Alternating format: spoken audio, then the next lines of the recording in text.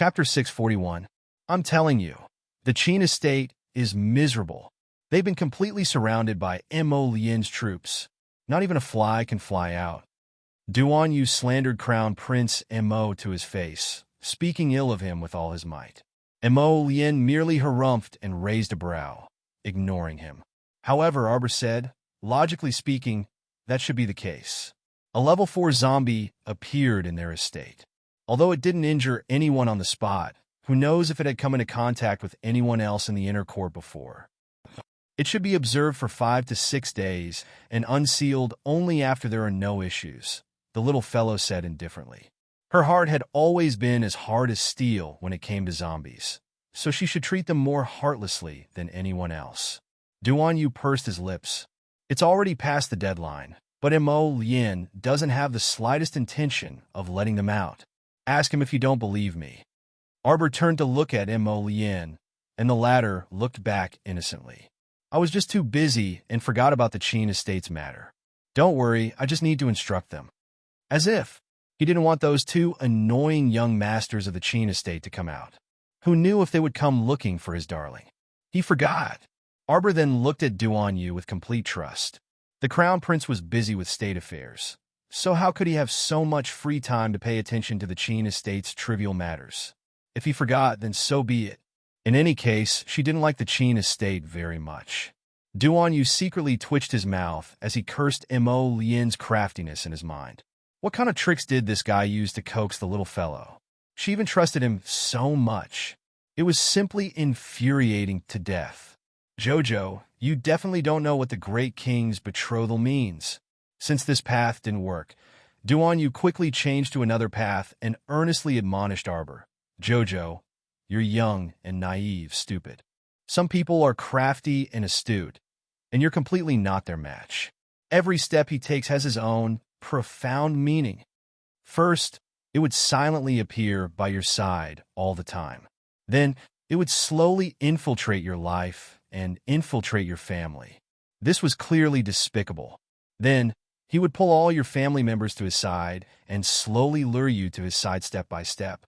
This was Prince Mo's strategy of slowly infiltrating the empire. He was so stupid. With such a good plan, he should have made the first move to gain the upper hand. Why did the Crown Prince succeed? For example, this betrothal.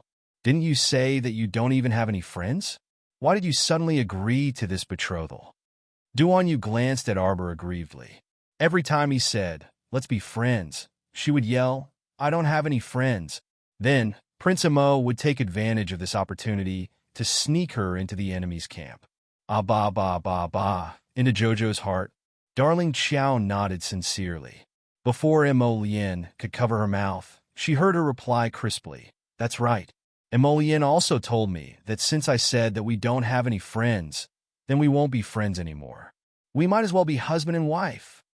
Duan Yu looked at her in bewilderment. Was this okay? Mo Lian couldn't resist facepalming. Oh my, why was his darling speaking so honestly? Darling, the private words between us husband and wife can only be spoken between us in the future. You mustn't tell anyone else. Mo Lian quickly pulled the little fellow closer to her and glared at Duan Yu. Let go. Chapter 642. Not only did Duan Yu not let go, he even grabbed Arbor's hand and abruptly lowered his head. He held her hand with both hands and sobbed bitterly. Jojo, how could you be so deceptive? You should have said earlier that you weren't going to be friends and be husband and wife instead. Let go. Mo Lian forcefully slapped Duan Yu's arm twice. Arbor hastily said, don't hit him. He's already crying. He looks quite miserable and pitiful. Mo Lian. Then as she spoke, Arbor reached out to stroke Duan Yu's head again. All right, don't cry anymore. I know, it was my fault for pretending not to know you that day. But how would I know that you guys are so crazy that you recognized me with a single glance? I originally wanted to hide in the Qin estate for a few days. When Arbor thought of this, she couldn't help but ask, Duan Yu. Mo Lian said that you blindly recognized me after my disguise. How did you guess? Mo Lian. His wife was too simple-minded and could say anything. What should he do? So anxious. Duan Yu was even more dumbfounded. Why did he feel like he was talking to his Jojo in a different world? Was he crying bitterly because of the Qin estate's matter? That wasn't the case at all. All right. He was crying because Jojo was deceptive and didn't tell him earlier that he had a wife if he didn't have friends. All right? However, he still quickly retorted, "Of course not, don't listen to Mo Lian's nonsense. How could I have guessed right? I recognized you with a single glance, purely based on intuition. My Jojo is so fair, adorable, and intelligent. No matter what you turn into, I can recognize you with a single glance. It's really Jojo. Get out of my way. Go, go, go, go." Mo Lian grumpily grabbed Arbor's hand and pulled her into his embrace. He patted her back while he was at it. "Don't believe him, Jojo. He's pretending to be obedient in front of you right now." He definitely guessed it. "Absolutely. You're the one who's pretending to be obedient. Your whole family is pretending to be obedient. If you didn't use such a shameless method to trick Jojo into leaving, who knows who would be smiling proudly right now." Mo Lian snorted as she glared at Duan Yu from the corner of her eyes. Who was he blaming for his own stupidity? The two of them communicated silently. Their eyes were filled with killing intent. After a fierce battle, Arbor's face was filled with confusion. The friendship between men was really strange and complicated. In one moment, they were as close as real brothers. That day in the Qin estate, the two of them had joined forces to force her out of the Qin estate, and at the same time, they had confronted the young masters of the Qin estate. Now, the two of them were biting each other like dogs that he knew that this fellow was up to no good. Sure enough, he had made a prompt decision to take his wife home and raise her. That was completely correct. Mo Lian thought to himself and couldn't help but feel a little proud. He really had to be fast and accurate. Otherwise, if his wife was kidnapped, who would he cry to? "You're done talking. You can scram now," Mo Lian impatiently said. "We still have matters to attend to, so we won't see you out." Duan Yu quickly said, "Jojo, aren't you going home? I'll go back with you. I haven't seen Uncle and Annie in a long time, and I really miss them." Mo Lian immediately glared daggers at him, stabbing him to death. His lips curled up as he remarked dryly, "Father and mother's health is quite good, so there's no need for you to worry. It's late today, so you should hurry and leave." Duan Yu rolled his eyes and pretended not to see. He pitifully looked at Arbor. "Jojo, I've been hungry for 2 days. Didn't you return to the Duan estate?" Arbor asked curiously. She didn't expect that the concealed weapons patrician family, the Duan estate in the capital, would also have such a bizarre background. Chapter 643. Duan Yu pursed his lips in disdain. "I don't want to go back. That old man is forcing me to go back." As soon as he stepped into that house, there would be endless disputes.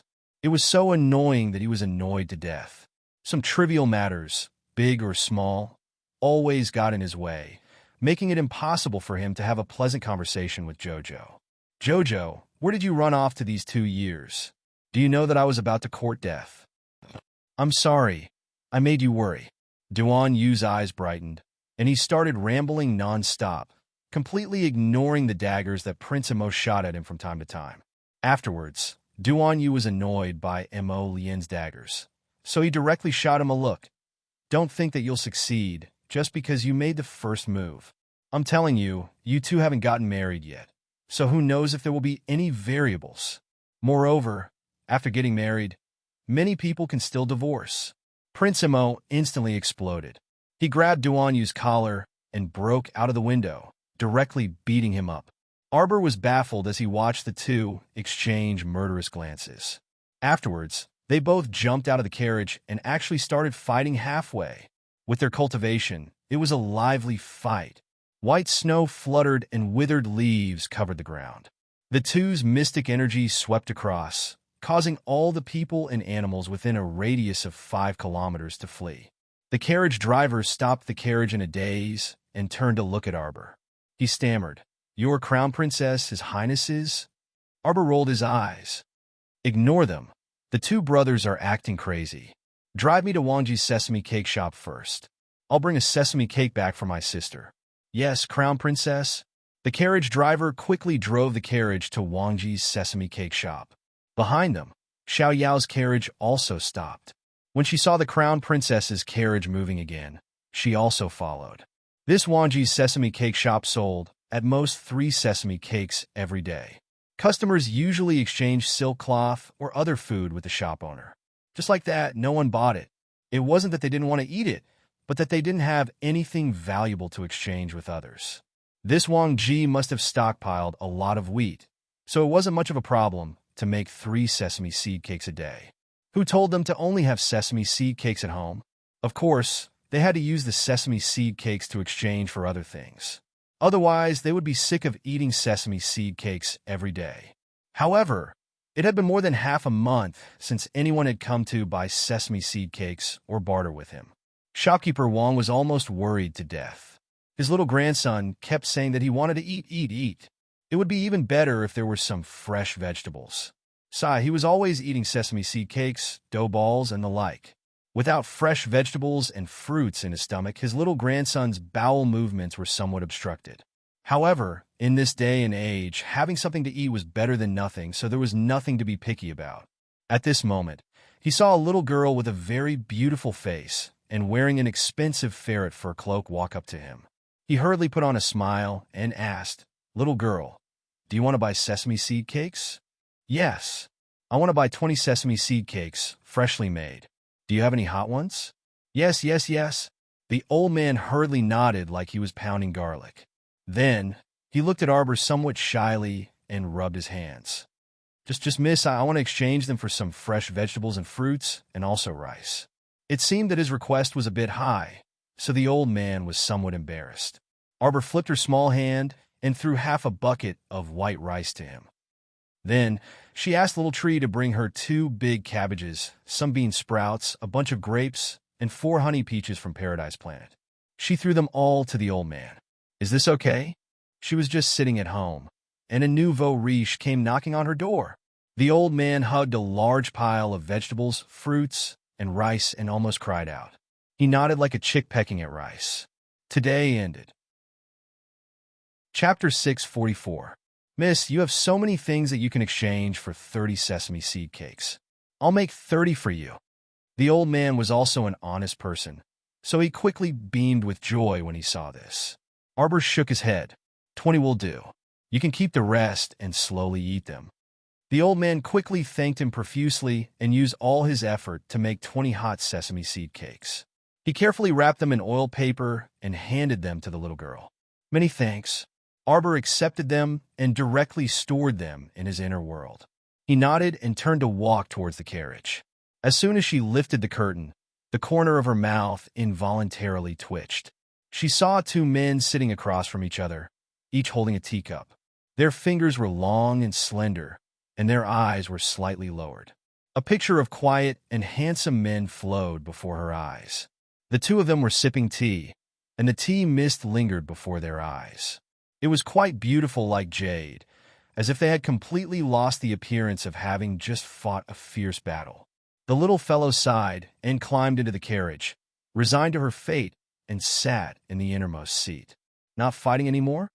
"We were just comparing notes," Mo Lien replied dryly.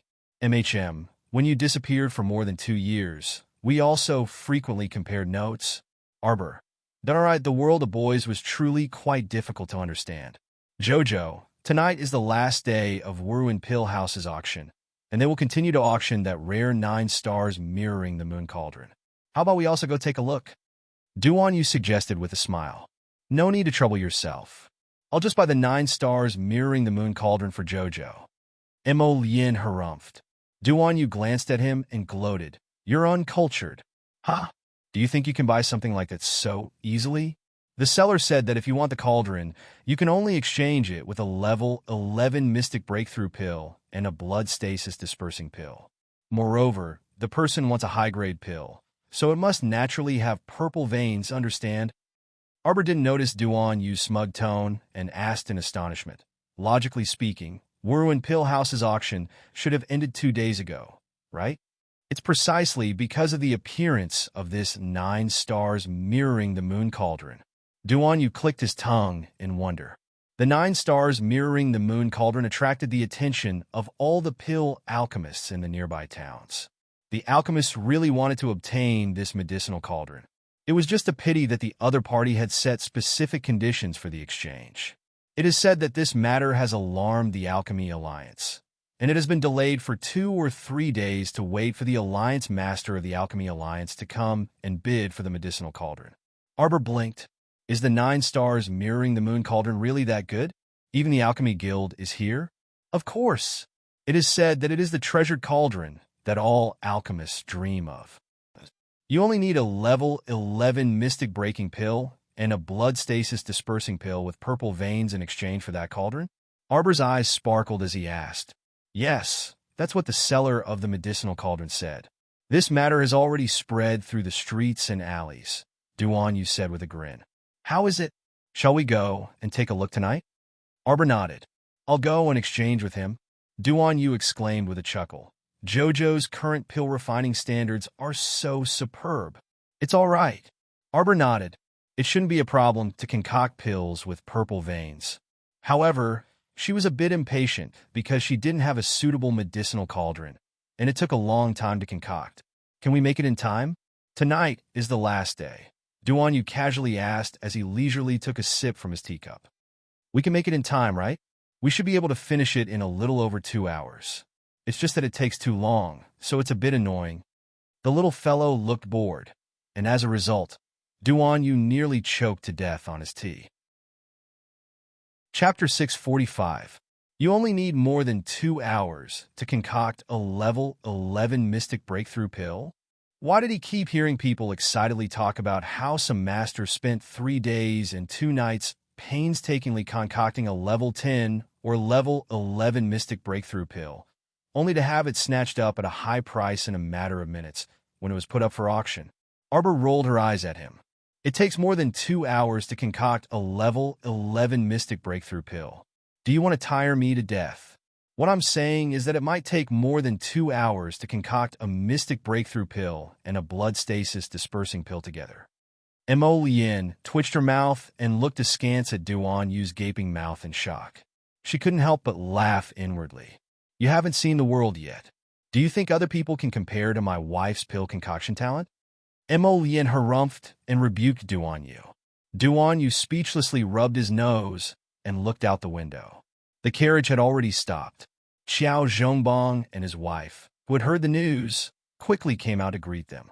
Just as they were about to salute, Mo Lien waved her hand and went up to support them, pulling them into the house. Sister, Xiao Lin bounced out.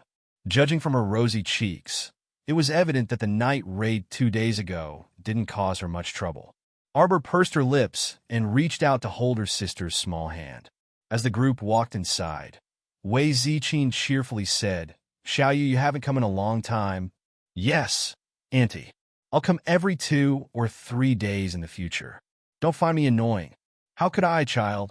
Wei Ziqin shook her head with a smile. You're Jojo's good friend, and he doesn't mind you coming to eat every day. Arbor glanced askance at Duan Yu and harumphed. This time, she didn't rebuke a certain person in front of her mother by saying, no friends. Sister, a vigorous youth's voice cut in. Arbor looked up and saw a burly young man with thick brows and big eyes running down the corridor. He ran straight to her and looked at her with a hearty laugh. Brother who?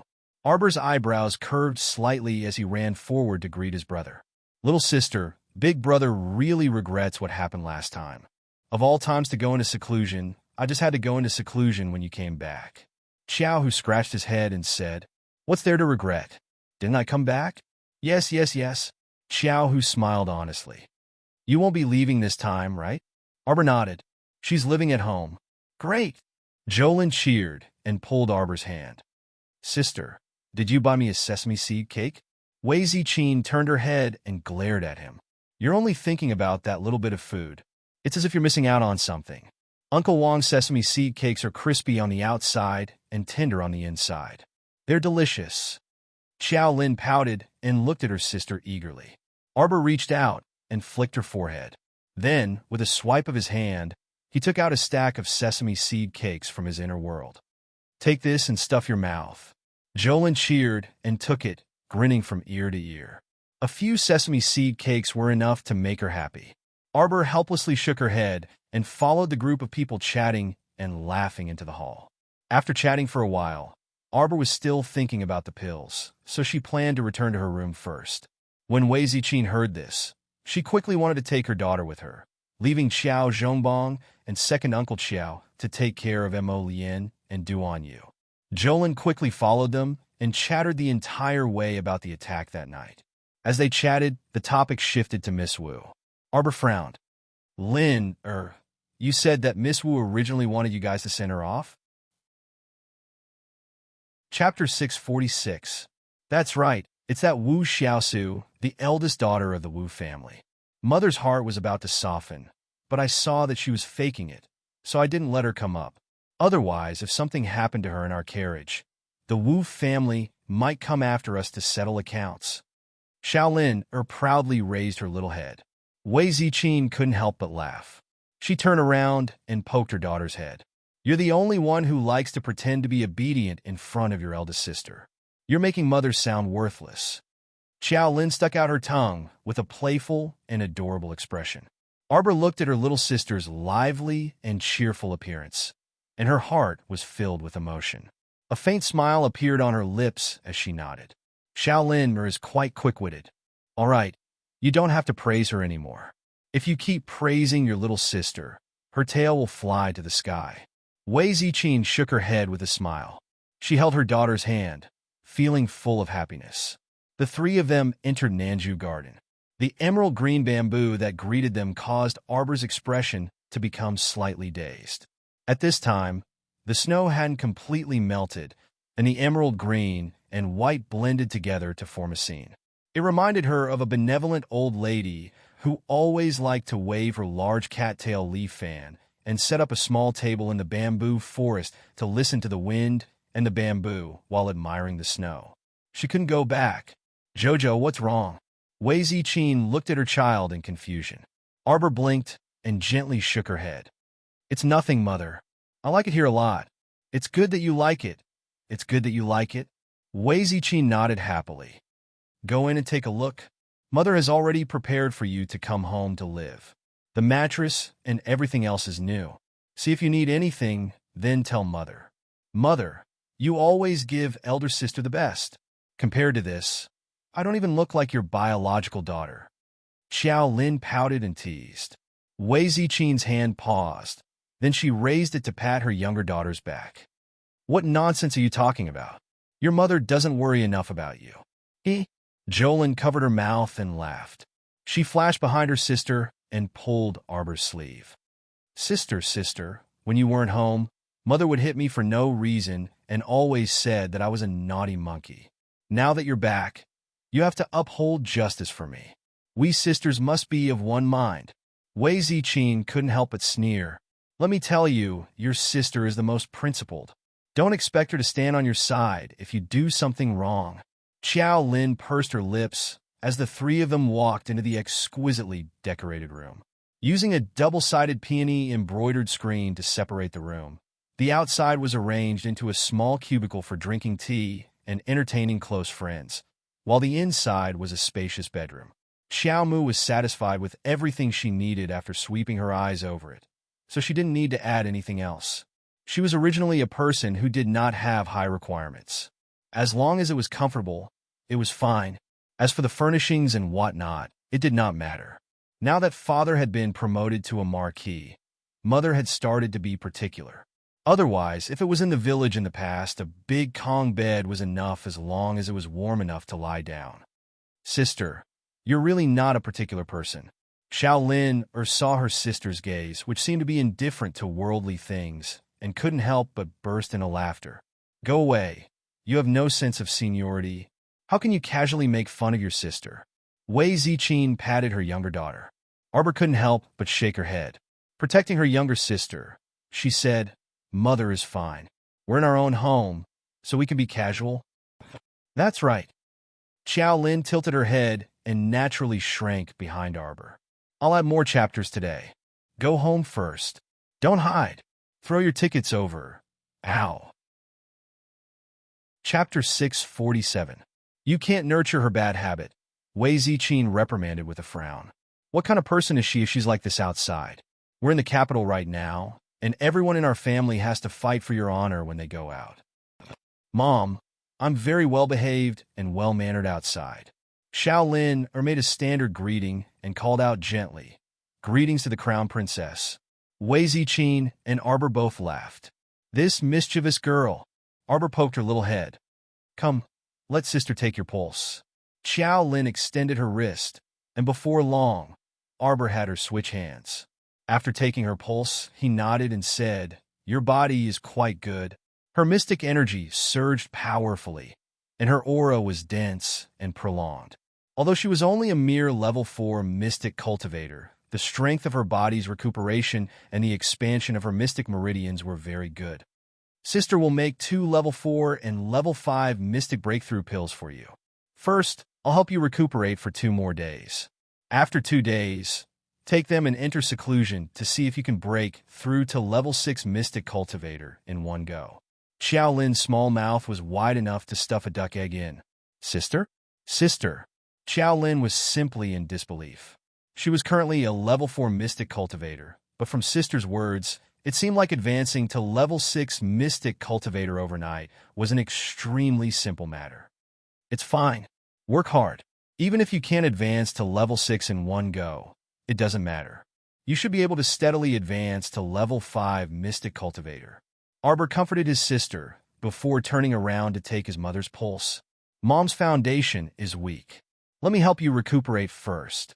Don't be in a hurry to advance, lest your mystic meridians become chaotic and cause chi deviation if you forcefully advance, Arbor said.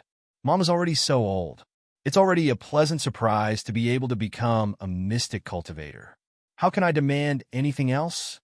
Only then did Wei Ziqin return to her senses. Her eyes were actually brimming with tears as she grasped Arbor's hands. She muttered to herself with an agitated expression, "Jojo, tell Mom, did you become an alchemist?" What his daughter was talking about just now should be pill refinement. Arbor nodded. He was a little surprised that his mother would be so emotional. He helplessly patted her hand and said, "Didn't you already know that I have some medical skills? That's different. How could that be the same? You become an alchemist." Madame Wei continued to mutter, "Daughter, an alchemist is very different from a normal doctor. Alchemists are quite impressive." Yes, yes, yes. Arbor could only nod along with his excited mother. "Mom, don't wake me up before dinner. I'll concoct a few pills for little Lin, and the others." Okay. Go ahead. Mother and your younger sister won't hinder you." Wei Ziqin beamed from ear to ear as she nodded. She pulled her younger daughter towards the door as she muttered, No, this is such a good thing. You must tell your father and have him open the ancestral hall. I want to pay respects to the ancestors. This is the manifestation of our ancestors." Mom, aren't you exaggerating a little too much? Because she didn't have a handy medicinal cauldron, Arbor still took out a very ordinary cooking stove to concoct her pills. If other alchemists were to see that this strange child had used this crappy little cauldron to concoct those high-grade pills with purple veins, they would probably vomit blood and faint from anger. Arbor washed her small hands clean and calmed her mind. She took out a few stalks of herbs for concocting a level 11 mystic breakthrough pill and began to carefully grind them. Chapter 648. It was still because she didn't have a medicinal cauldron, so the little fellow could only make a porcelain jar on the small stove to make her pills. If those people from the Pill Alliance saw this scene, they would definitely slap her to the wall, making her unable to be pulled down. You freaking made a small jar for stewing tonics, and your sister stewed it there, and you actually made a purple vein pill. Why don't you go to heaven? That was why it was more convenient for her to use a small jar to stew medicinal powders, ointments, and the like. It was also fine to make medicinal liquids, but refining pills was a little out of place. That who asked her to be so poor that she didn't even have a decent medicinal cauldron? However, her alchemy and medical skills were all made up by herself. Before Eldest Qin told her about medicinal cauldrons, she didn't even think that there was such a thing as a medicinal cauldron. Perhaps that master of hers, who was rather capable in the medical field, also did it like this. Otherwise, why didn't she have any information about medicinal cauldrons in her mind? How would she know that her capable master basically didn't need to worry about refining pills in the later stages? He just needed to throw the medicinal ingredients in, and he didn't even need to control the heat, and it would form pills on its own. Unlike her, who still had to bitterly watch the heat. So it took so long, and she could only refine 2 types of pills in a little over 2 hours. It really made her depressed. With this kind of refining speed, she didn't even have the face to tell others that she was an alchemist. That patient was about to die, and she still needed to refine pills for an hour. That person would have kicked the bucket long ago. Sigh. A certain darling supported her chin with one hand as she squatted beside the small stove. From time to time, she would use mystic energy to adjust the heat and gently brush the lid of the porcelain jar. She had to think of a good idea to speed up. She still had to refine pills for Dad and the rest. This way, she wouldn't be able to finish even if the sky turned dark. When Mo Lien stealthily sneaked in, he saw his wife's small, bitter face as she fretted over a small pot of stew. He was simply a little stunned. His phoenix eyes suddenly widened. "This is? You won't tell me. You used this small stove and small white porcelain jar to stew your purple vein pills? What do you think?" Darling Xiao was already feeling a little hopeless from waiting. Therefore, after she learned how to concoct medicine, to be honest, she hadn't really concocted many pills. It was simply too slow, so slow that she wanted to sleep. "You?" Crown Prince Mo was simply at a loss for words as he looked at his eccentric wifey. "How many times have you succeeded in refining pills?" Mo Lien couldn't believe it. A certain baby rolled her eyes and gave him a look that said, "Nonsense." Student Mo felt that the bronze cauldron he used was already broken enough. It was simply a waste of his great talent in refining weapons. However, using such a broken cauldron, he could still make something like a level 15 spirit weapon. If this were to spread out, it would really shock the world. However, this time, he felt that those people who thought that he was enough to shock the world were definitely ignorant and inexperienced. They had not seen the weirdness of his little wife. This was the oddball girl of the entire alchemy world. "Jojo, where are the pills you refined?" "Here." Arbor's little mouth twitched as he showed him the few jade white pills in the lid of the teacup. This time, Prince Mo couldn't help but slightly open his mouth. There were 4 small round pills in the lid of the teacup. Based on his experience, he had never seen anyone who could refine so many pills in one afternoon. "You actually refined 4 pills in one afternoon? What kind of pills are these? It smelled so good." Chapter 649. Are you kidding me?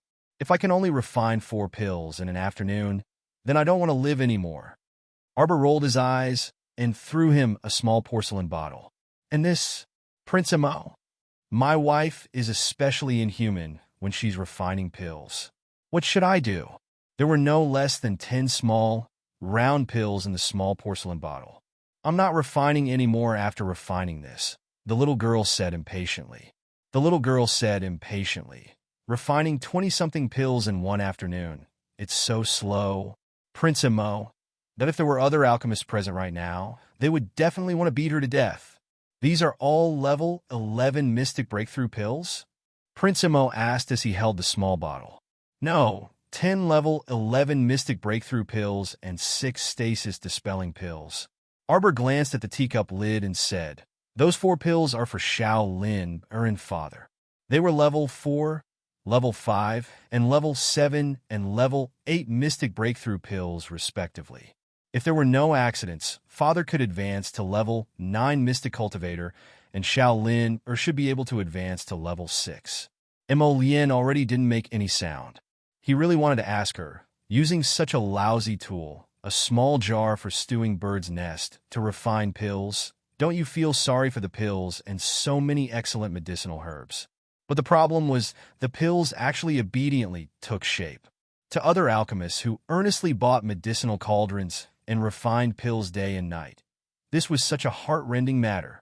"Baby, do you know of pill houses?" "I do." Arbor cast him a sidelong glance and felt that the crown prince's gaze was a bit off. It was clearly a bit like he was looking at someone from another planet. "Then do you know of any pill houses that sell ordinary medicinal cauldrons?" Arbor shook his head honestly. How would she know? If it weren't for the Omega Kotoku bringing her to experience pill houses last time, she wouldn't have come into contact with them at all.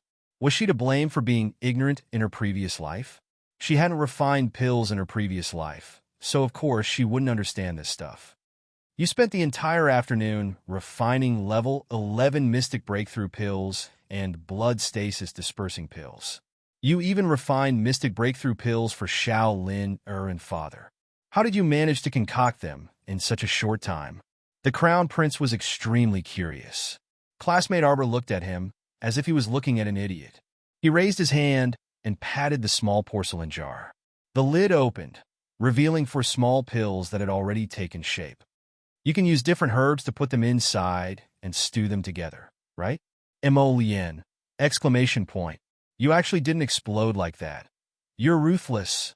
But these pills are of different grades, and their attributes are different as well. Mixing them together to refine, no, to stew them. What are you doing? Xiao Mu had an expression that said, "You're so ignorant and inexperienced. That's why I said it's annoying." Furthermore, he had to constantly control the temperature of the fire, and he couldn't even take his eyes off it. How annoying. The most I've stewed is 6 Mystic Breakthrough pills of the same grade in one jar. Arbor placed the lid back on the jar and waved his small hand. Don't worry, I'll be done soon. Is it time to eat? It's not time to eat yet, Emolien replied with a wooden expression. His wife couldn't be called a weirdo when it came to refining pills. She was simply a pervert. What should he do? Previously, it took me half an hour just to grind the various herbs. Baby, don't say such things in front of other pill refiners in the future. Emolien looked at him seriously and said, Why? Because you'll be beaten up by a group of people. He was so worried about his wife. It wasn't over yet. Chapter 650. The other pill alchemists were truly strange creatures. She was purely discussing the grinding time of medicinal herbs, stewing, pill refinement methods with them to promote mutual communication. She couldn't even do that? Looking at the Crown Prince's deeply worried gaze. Why did she feel like the other pill alchemists would beat her up? That was impossible. Everyone was fastidious, so they had to do some upper-class fastidious things. What are these last 4 pills? The Crown Prince glanced at them. Aside from the faint purple veins on them, everything else felt about the same. Even the color was pure white, and the size and roundness were all carved from the same mold. They're just 4 body-tempering pills for my second uncle. Arbor skillfully slapped the small lid and took the 4 body-tempering pills into his hand. He carefully examined and sniffed them before nodding his small head in satisfaction. Emolien, I refined them quite well. Do you want to take a few to eat? Qingwan said they taste very good. Emolien, though what the hell did he mean by taste very good? Could it be that in his darling's eyes, he was such a foodie? Arbor stuffed him with a body-tempering pill and 2 level 11 Mystic Breakthrough pills. These body-tempering pills are good for the body, so you should eat them. You don't have much use for Mystic Breakthrough pills, so give them to your subordinates. Jojo. Emolien pulled his small hand, touched. You're so good to me. Arbor turned to glance at him and nodded seriously. It's only right that I treat you well. You're also very good to me.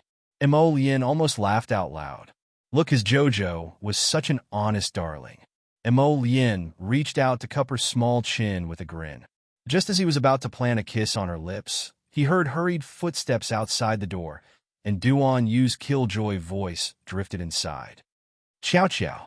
Time to eat. Emolien picked up that scalding pot of stew and threw it in Duan Yu's direction. Arbor immediately jumped up and shouted, Hey, catch! Don't break my medicine jar! Duan Yu originally wanted to kick it away, but when he heard Jojo's words, he quickly hugged the medicine jar to his chest and looked over in bewilderment. What is this thing? You 2 brothers, don't ruin it. If you want to fight, do it outside. I only have 1 pot that I can use to refine pills. If I break it, I'll have to find another pot. As she spoke, our dear Xiao Mu took back her jar from Duan Yu's hands with a treasured expression and ran to wash it. Duan Yu looked in bafflement at Emolien, who was walking over with her hands behind her back. What kind of mystic weapon is that jar? Look at how nervous Jojo is. Emolien rolled his eyes at him.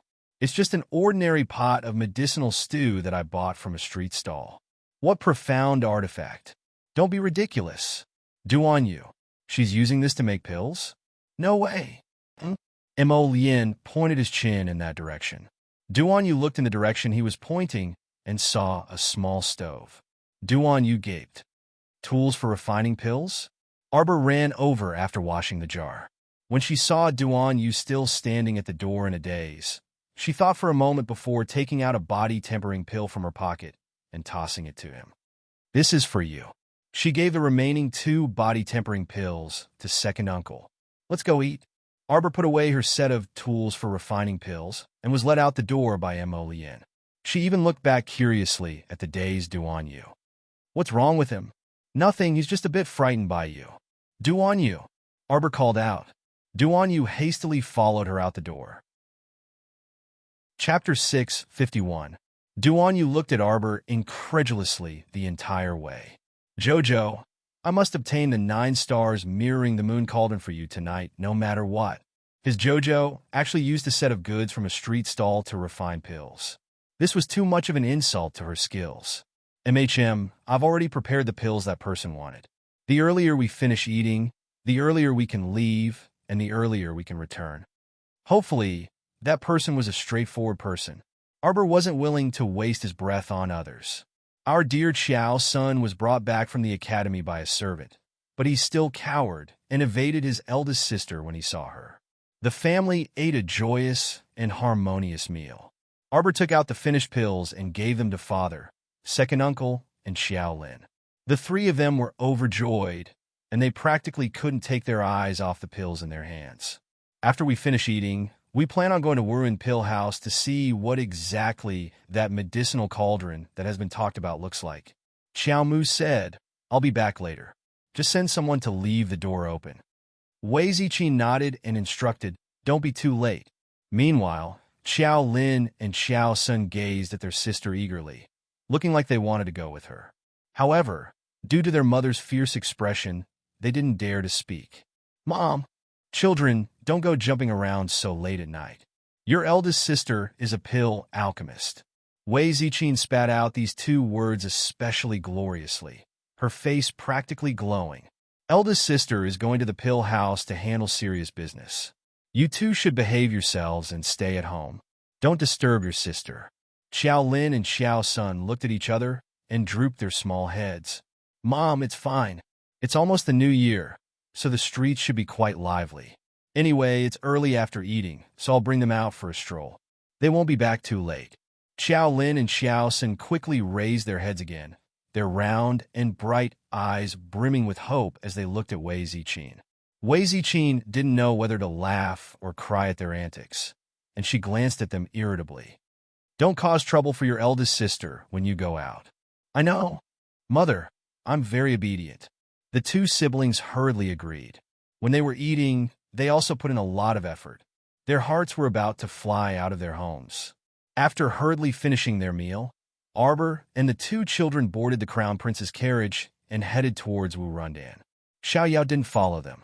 She politely bowed to Wei Ziqin, Xiao Zhongbong, and then went back to Nanju Garden to pack her things. This child, Xiao Yao, is getting better and better. Wei Ziqin sighed with emotion.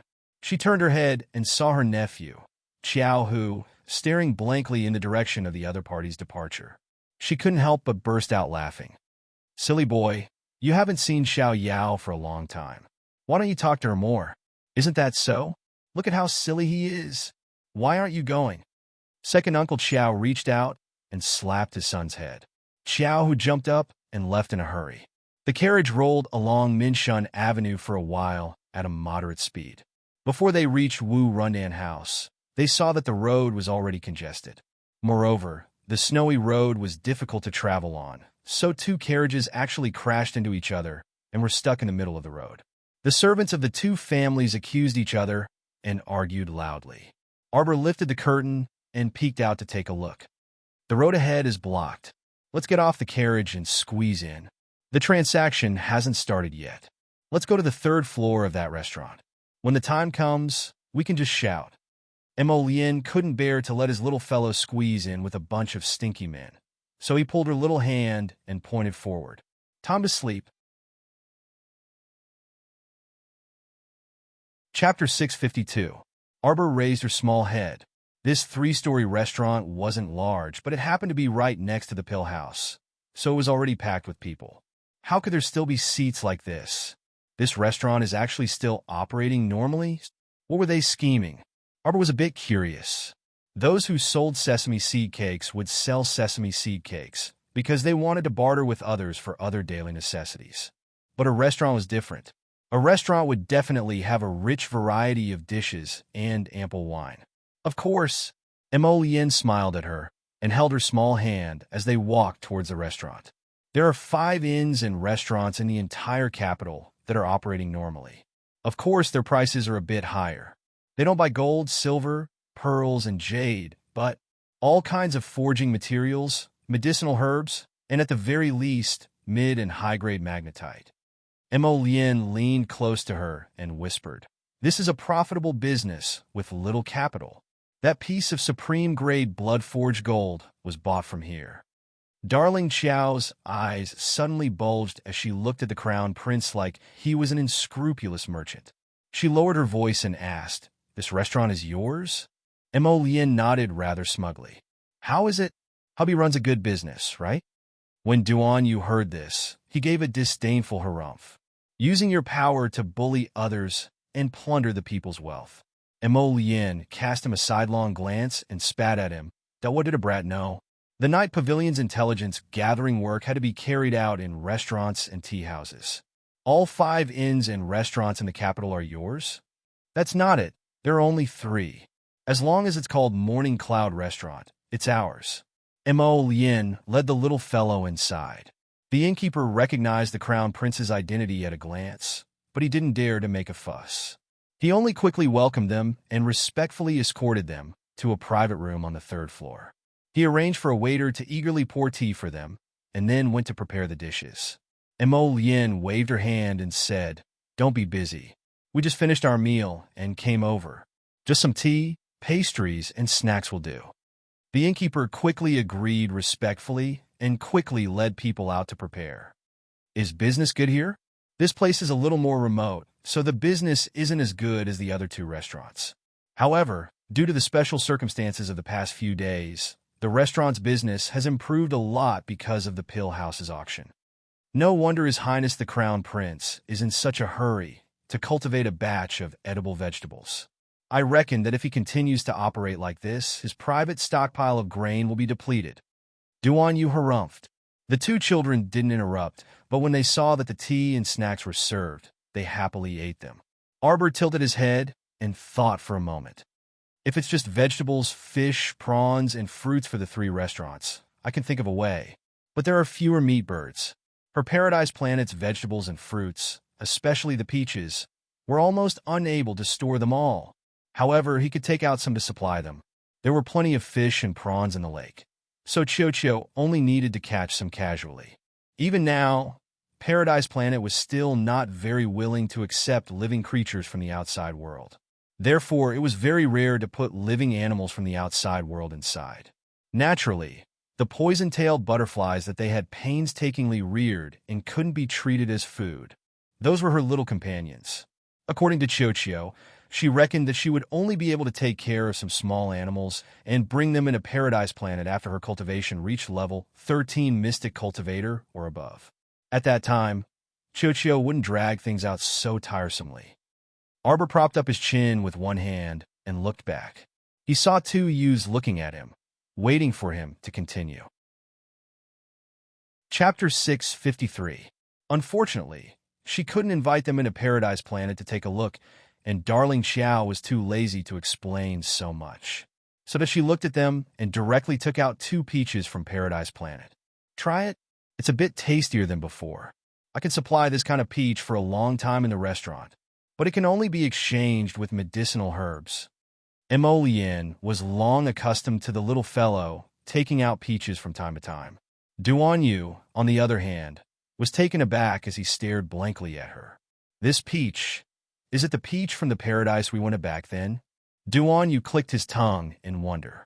When he took a bite, he felt that the moisture was extremely good and the texture was excellent.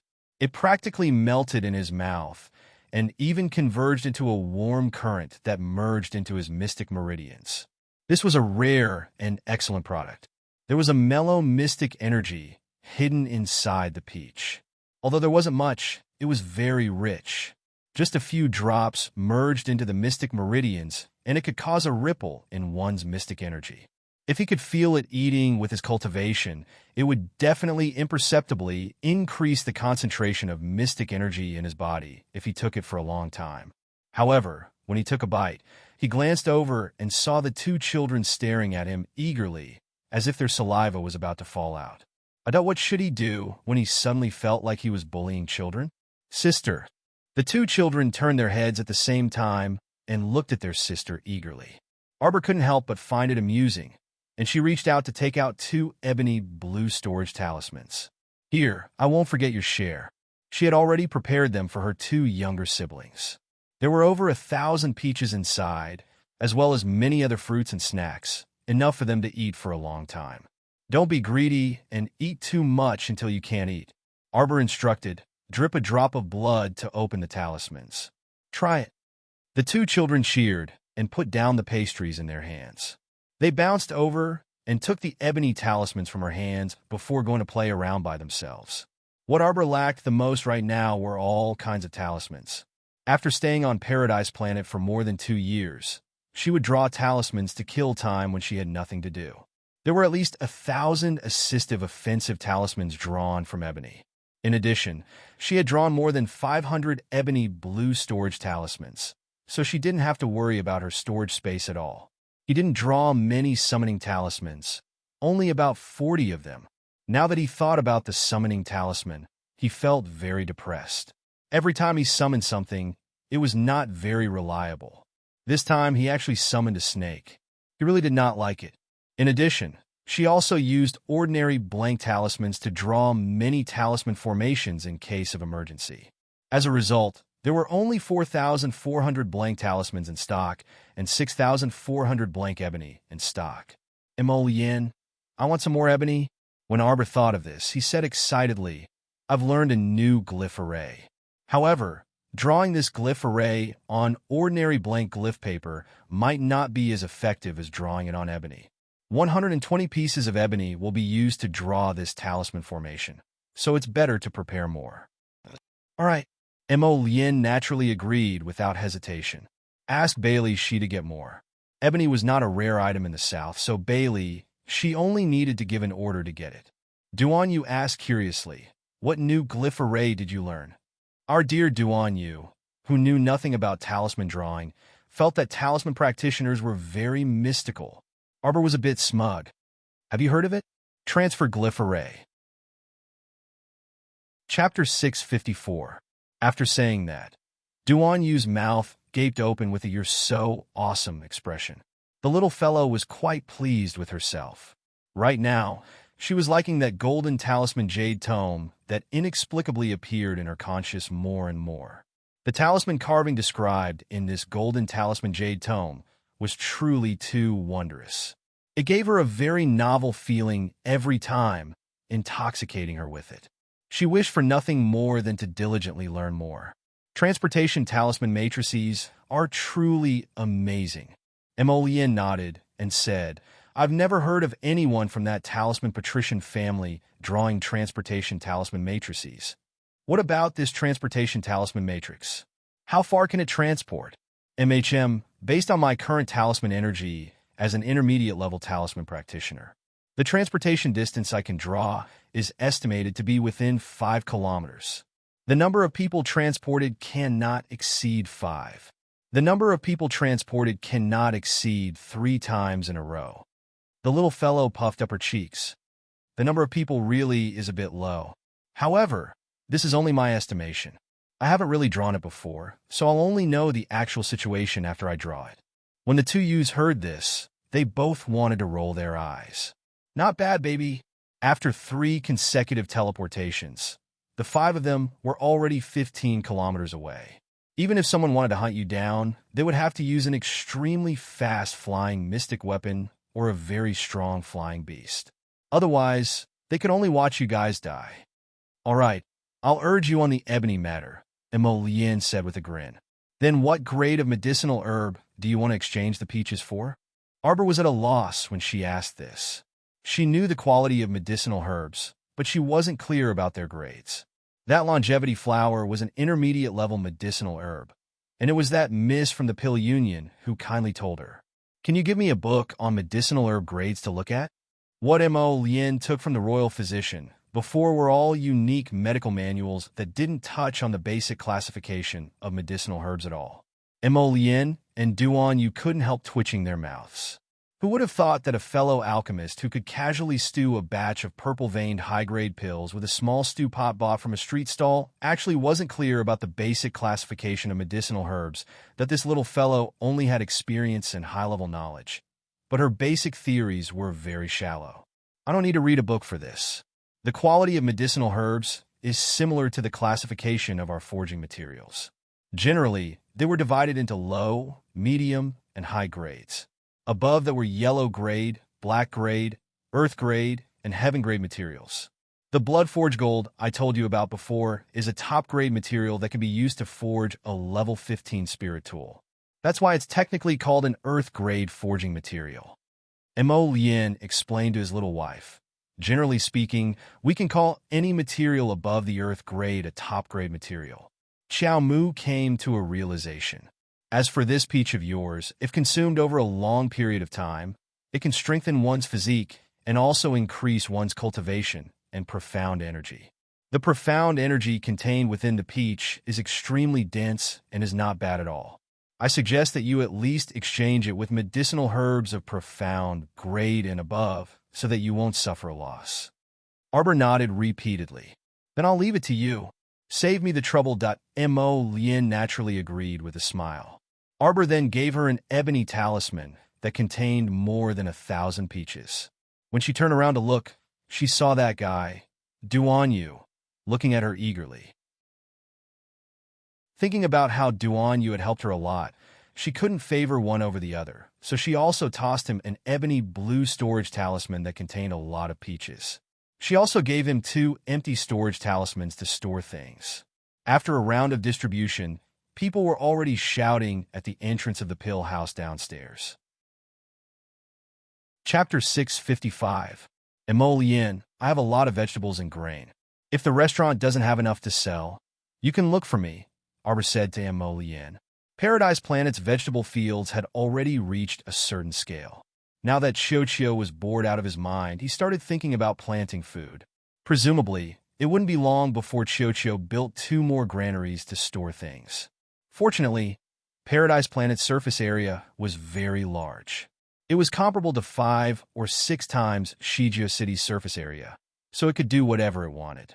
If there was an abundance of food production, then they might not be able to satisfy other needs, but they might at least be able to supply food to the capital first. Emolien smiled faintly and said, "There aren't that many people in this restaurant usually. After all, the price is right there. How many people would be so extravagant as to spend so many magnetite just for a good meal? My stockpile of grain is enough for the time being. It'll be fine for at least a year or 2. Did you forget that when we raided Qingatown, I also took a lot of grain?" Arbor nodded. It was fine as long as there was no problem. Emolien, I have a batch of winter fruits in my stockpile. I can take them out.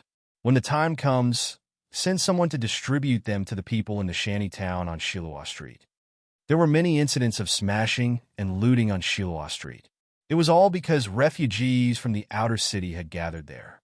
In the end, it was all because of the lack of food. Emolien was slightly taken aback. She shook her head and said, "There's no need for you to open up your personal stockpile. I'll take care of this kind of livelihood problem." He definitely had to leave his wife's money for his wife. How could he use her personal stash? Arbor was silent for half a second. The stockpile is almost full. You can just take it and distribute it. It's useless even if I store so much. Her stockpile of peaches was about to burst. Who the hell would still store winter fruits? After returning from the small banquet that day, our dear Xiao Mu had the sapling plant 50 winter fruit trees. Because this winter fruit could be planted even in a world of ice and snow, there were no suitable conditions for planting it. Planting it in a paradise was simply a waste of talent. In addition, Chocho had specially cultivated the little tree and used some unknown method to accelerate its growth. In less than 2 days, Chocho had actually harvested several batches of the 50 winter fruit trees. The fruits piled up to the height of a small hill on the ground. It was really annoying to look at. "It's delicious. I'm not lying. Why don't you try it?" Since she took it out to give to the victims, it was naturally something good. She would not cheat those poor civilians. The two men, cough, cough, cough. Duan drank a mouthful of tea to calm his nerves before grabbing a winter fruit in passing.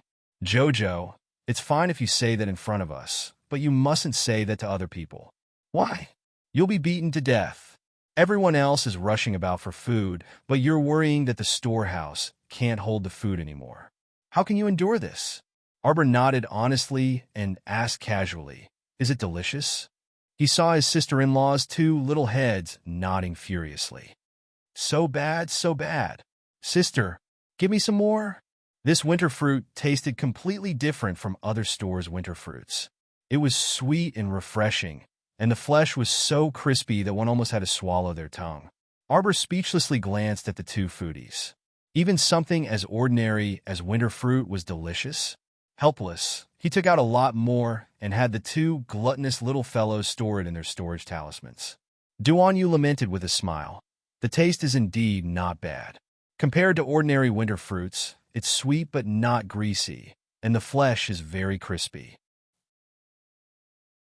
Chapter 656. "That's good. I'll put these winter fruits into talismans for you later. Take them to Shiluo Street Shed District and distribute them," Arbor said to Emolien. Emolien's heart naturally softened. She only felt that her wifey was incredibly considerate. Who said that his wifey was fierce? Look at how soft and gentle her heart was. Of course, this matter still needed to be discussed with the Ministry of Revenue. Merely providing financial assistance wouldn't solve the fundamental problem. The main thing was to make the young and strong work and distribute according to their work so that they would get what they worked for. Emolien temporarily suppressed these chaotic state affairs and pointed outside the window. "That person is the owner of the 9 stars mirroring the moon cauldron?" Xiao Mu hastily raised her small head to look down the window. They were all sitting by the window, and Xiao Sun even eagerly climbed onto the soft brocade on the windowsill. He propped up his chin and looked down. "There's no cauldron, sister. Since that cauldron is unusual, it should be able to change in size," Arbor casually muttered. However, Duan scoffed. "Don't be in such a hurry. Look, it can still change in size. It'll be out soon." Sure enough, it wasn't long before 3 to 5 burly men walked out, heaving a gigantic 3-legged copper cauldron that was more than 2 meters tall. Arbor, but the cauldron's body was inscribed with a very imposing 9-star design, with a crescent moon hanging high in the middle. It looked quite authentic, but it was so big. It looked like a fake. Emolien's mouth also twitched. "Are you sure this is the legendary 9 stars mirroring the moon cauldrons? It couldn't be a knockoff, right? This person went to great lengths to take it out to sell every day. With so many witnesses, could it be that he still dares to take out a fake?" Duan asked with wide eyes. Arbor pursed her lips. She felt that this cauldron was far from the exquisite and beautiful appearance she had in mind. This cauldron wasn't even as small and portable as her stew pot. Moreover, no one has subdued this cauldron before. If I can take it for my own use, who knows, I might be able to change its size at will? Duan harumphed. Emolien held her teacup and nodded. "That makes sense. Get out of the way. Get out of the way." A series of noises came from the entrance of the pill house. 2 rows of guards escorted the 3 of them over. Arbor recognized the person walking in the middle. It was the old-fashioned girl from the Alchemy Guild that he had met in front of the Elixir House. He looked to be in his early 20s and had a tall and slender figure. However, his face had always been taut and was rather stern and old-fashioned. The 2 people next to him seemed to be over 40 years old. They should be important figures in the Alchemy Guild. "Master Hong, this way, please." The old-fashioned girl stretched out her hand and led a middle-aged man in his 40s to the red copper cauldron. Beside the red copper cauldron stood an old man. His back was slightly hunched, and his eyes were slightly sluggish as he looked at the middle-aged man. The middle-aged man, Master Hong glanced at the old man before his gaze landed on the red copper cauldron. He carefully sized it up and even touched it a few times. He then sneered, "What kind of material is this cauldron made of? You actually dare to carelessly pass it off as some 9 stars mirroring the moon?" The old man's eyes instantly widened, and he rolled his eyes. If this cauldron isn't the 9 stars mirroring the moon cauldron, this old man will be struck by lightning. I will die without a burial place. Master Hong's face darkened. You think I will believe you just because you say that? This old man isn't asking you to buy it. If you don't believe me, please leave. Master Hong harumphed. Chapter 657. His figure suddenly exploded, and he punched the red copper cauldron. The old man's eyelids didn't even twitch, but the cauldron didn't move at all. Master Hong, on the other hand, was knocked back several steps by the recoil. His eyes stared at the cauldron with some hesitation. Old Hong, the other middle-aged man from the Pill Guild, frowned slightly and called out to him. At this moment, a plain voice suddenly floated down from the 3rd floor of the Morning Cloud restaurant. Her small hand pressed against the cauldron, and she said indifferently, "Can a level 11 mystic breakthrough pill and a stasis dispersing pill be exchanged for this cauldron? Here, take a look." Without saying a word, he handed a small box to the old man. The old man's eyelids rolled slightly, and his eyes lit up as he received the box with both hands. He looked up at the little girl floating over and couldn't help but be secretly shocked. What a young little girl. Could it be that she became a pill master at such a young age? Question mark.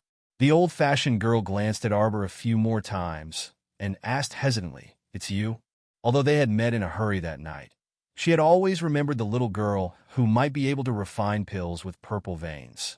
Although the little girl in front of her looked very different from that night, her eyes left a deep impression. Arbor nodded at the girl in a very friendly manner. Master Hong, on the other hand, shouted angrily at the top of his voice, "Miss, aren't you being a little too unkind by interfering like this?" Arbor glanced at that person and didn't say anything. He looked at the old man. "How is it?" The old man had already quickly checked the pills in the box. There was a level 11 mystic breaking pill and a blood stasis dispersing pill. There was not a single difference between the 2 pills. Both of them were high-grade purple vein pills. The quality of their refinement was of the highest quality that had never been seen before. The old man's gaze was slightly agitated. "Aunt, may I ask who refined this high-grade pill with purple veins?" This old man looked at its appearance and heard that its color was extremely good. In this capital city, there aren't many people who can refine pills of such quality. Arbor interrupted the old man's excited words. He didn't say anything else and only glanced at the old man indifferently. "Then it's a deal? I'll take the cauldron now." The old man naturally kept his mouth shut and nodded his head excitedly. "Wait a minute." Master Hong's face was full of anger. He stepped forward and reached out to press the medicine cauldron. Arbor's eyes turned cold. He instantly flew up and slapped away Master Hong's palm. His small hand grabbed the medicine cauldron and lifted it up abruptly. The surrounding onlookers were all dumbfounded and tongue-tied. Under a giant cauldron that was more than 2 meters tall, a slim little girl raised the cauldron with only 2 fingers and stared coldly at Master Hong of the Alchemy Guild. "I don't like other people touching my things," Arbor said coldly, but she saw Master Hong's face change greatly and rushed towards her. "Wait, I also want to buy this cauldron." Arbor snorted coldly. His body leaped lightly and directly jumped into the air. He reached out his hand and patted the medicine cauldron neither lightly nor heavily. A wisp of profound energy was suddenly injected into it. The medicine cauldron exploded with a colorful light in the air. In just a moment, it disappeared in front of everyone. Master Hong was so angry that he almost vomited blood on the spot. Time is fleeting. It's your lack of foresight that doesn't know how to grasp the present." Arbor coldly threw his words at him, making people feel stifled. She didn't even look at Master Hong and went straight back to the restaurant. "See you tomorrow." "Oh, I've adjusted the time to daytime." Chapter 658. On the other end, Duan Yu and Mo Lien had just finished half a cup of tea. When they saw the little girl bouncing back from the window, they couldn't help but chuckle. "Where's the 9 stars mirroring the moon cauldron? Summon it out for us to see." Arbor beckoned with her hand, and a palm-sized red copper cauldron flew out of her conscious and landed on the table in front of them. TSK, it really is a weapon whose grade can't be determined. Mo Lien sighed softly before taking the red copper cauldron and examining it carefully. Only one of the 9 stars mirroring the moon pattern on this red copper cauldron emitted a stream of light, but it made the cauldron's body look very beautiful. Duan Yu also took it for a look, but he ultimately couldn't discern anything. He merely shook his head and said, "I also can't determine its grade." Arbor tilted her head with a bit of pride on her face. Jojo is very decisive and has excellent judgment. When she saw that Master Hong's palm strike on the cauldron didn't even budge it in the slightest, she knew that this item must be extraordinary. Even if it can't be used to refine medicine in the future, it'll be good to take it out to block someone's attack at a critical moment. When she thought of this, the little fellow couldn't help but be exhilarated. "Duan Yu, try hitting it right now?" Duan Yu's eyes widened. Arbor nodded repeatedly. "Try. Let's not. If I break it, where am I supposed to compensate you with a handy cauldron? Just hit it if I tell you to." Arbor spat out mystic energy, and the cauldron grew in size. She firmly grabbed one of the cauldron's legs and lifted it into the air. The little fellow sat there motionless like a mountain and blinked at him as she shouted, "Come quickly." "Then you have to be careful." Duan Yu made a hand gesture, and a defensive boundary was set up around the little fellow. Subsequently, a dense mystic energy pounced and heavily slammed into the cauldron from top to bottom. However, the 9 stars mirroring the moon cauldron remained motionless. Arbor's small hand was slightly numb from the shock of Duan Yu's mystic energy. He quickly recalled the small cauldron into his conscious and massaged his aching wrist. When Mo Lien saw this, she quickly grabbed Duan Yu's petite hand and rubbed it. She grumpily glared at Duan Yu and reprimanded, "You didn't know how to control your strength." Duan Yu was also anxious. He stood up and walked to Arbor's side. "Jojo, did I hurt you?" "No." Arbor shook his head. "It's just a little shaky." "Duan Yu, how much mystic energy did you use earlier?" "I've already used 30% of my profound strength." He was wrong. He should have only used 10%. "Arbor, get the hell out of here." The little fellow stretched out her little foot and stomped on Duan Yu's foot in a huff with a look of disdain. Scram, scram. He had only used 30% of his profound energy, and it was enough to make her wrist hurt.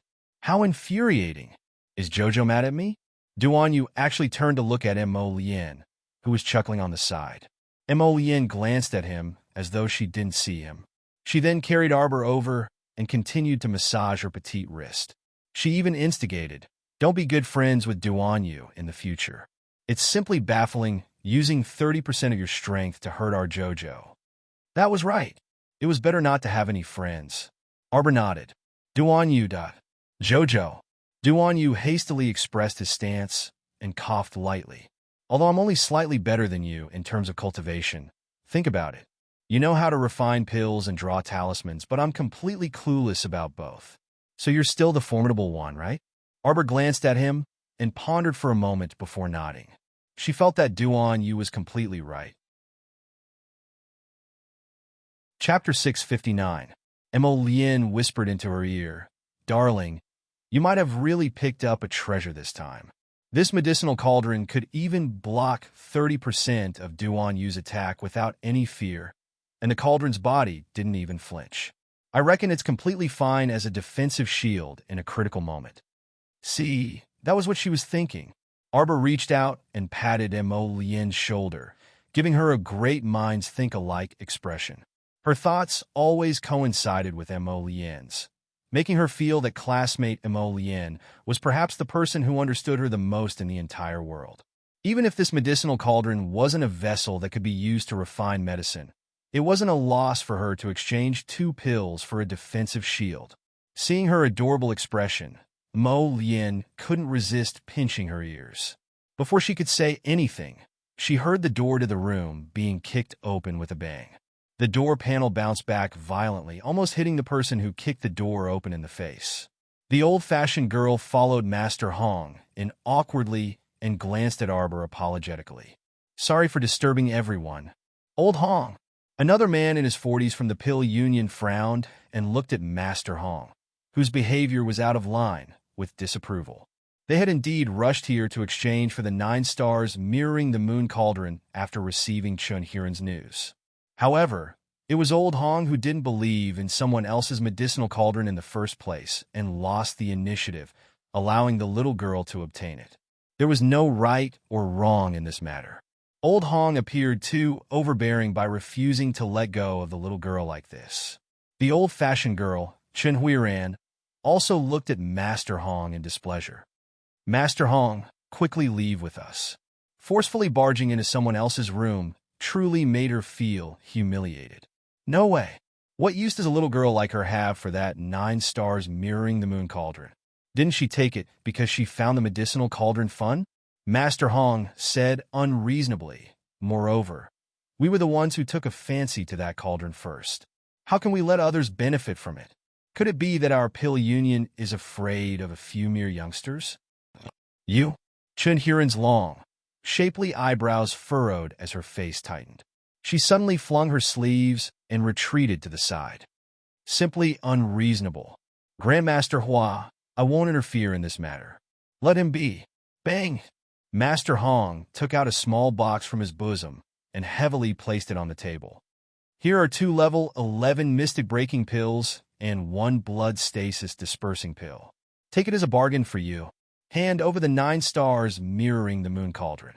Inside the room, Jolin and Jolin opened their mouths slightly. They looked at the middle-aged man who had suddenly barged into the room and spoke very impolitely. Emolien and Duan Yu continued to drink their tea. They merely glanced indifferently at that idiot who barged in, but didn't say anything. A moment later, the people who were gathered in front of the pill house and discussing heatedly turned their heads to take a look when they heard the sound. Master Hong, who had just aggressively gone upstairs to pick a fight, was kicked out of the restaurant by someone. At this time, he was lying flat on the street. A small box was thrown out of the window on the 3rd floor and directly smashed into Master Hong's old face. It bounced a bit before falling to the ground. The box opened, and 2 to 3 pills the size of date pits rolled out from within.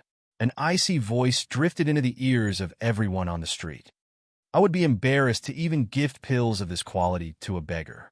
You should keep them for yourself to slowly eat." Chapter 660. Little Miss You.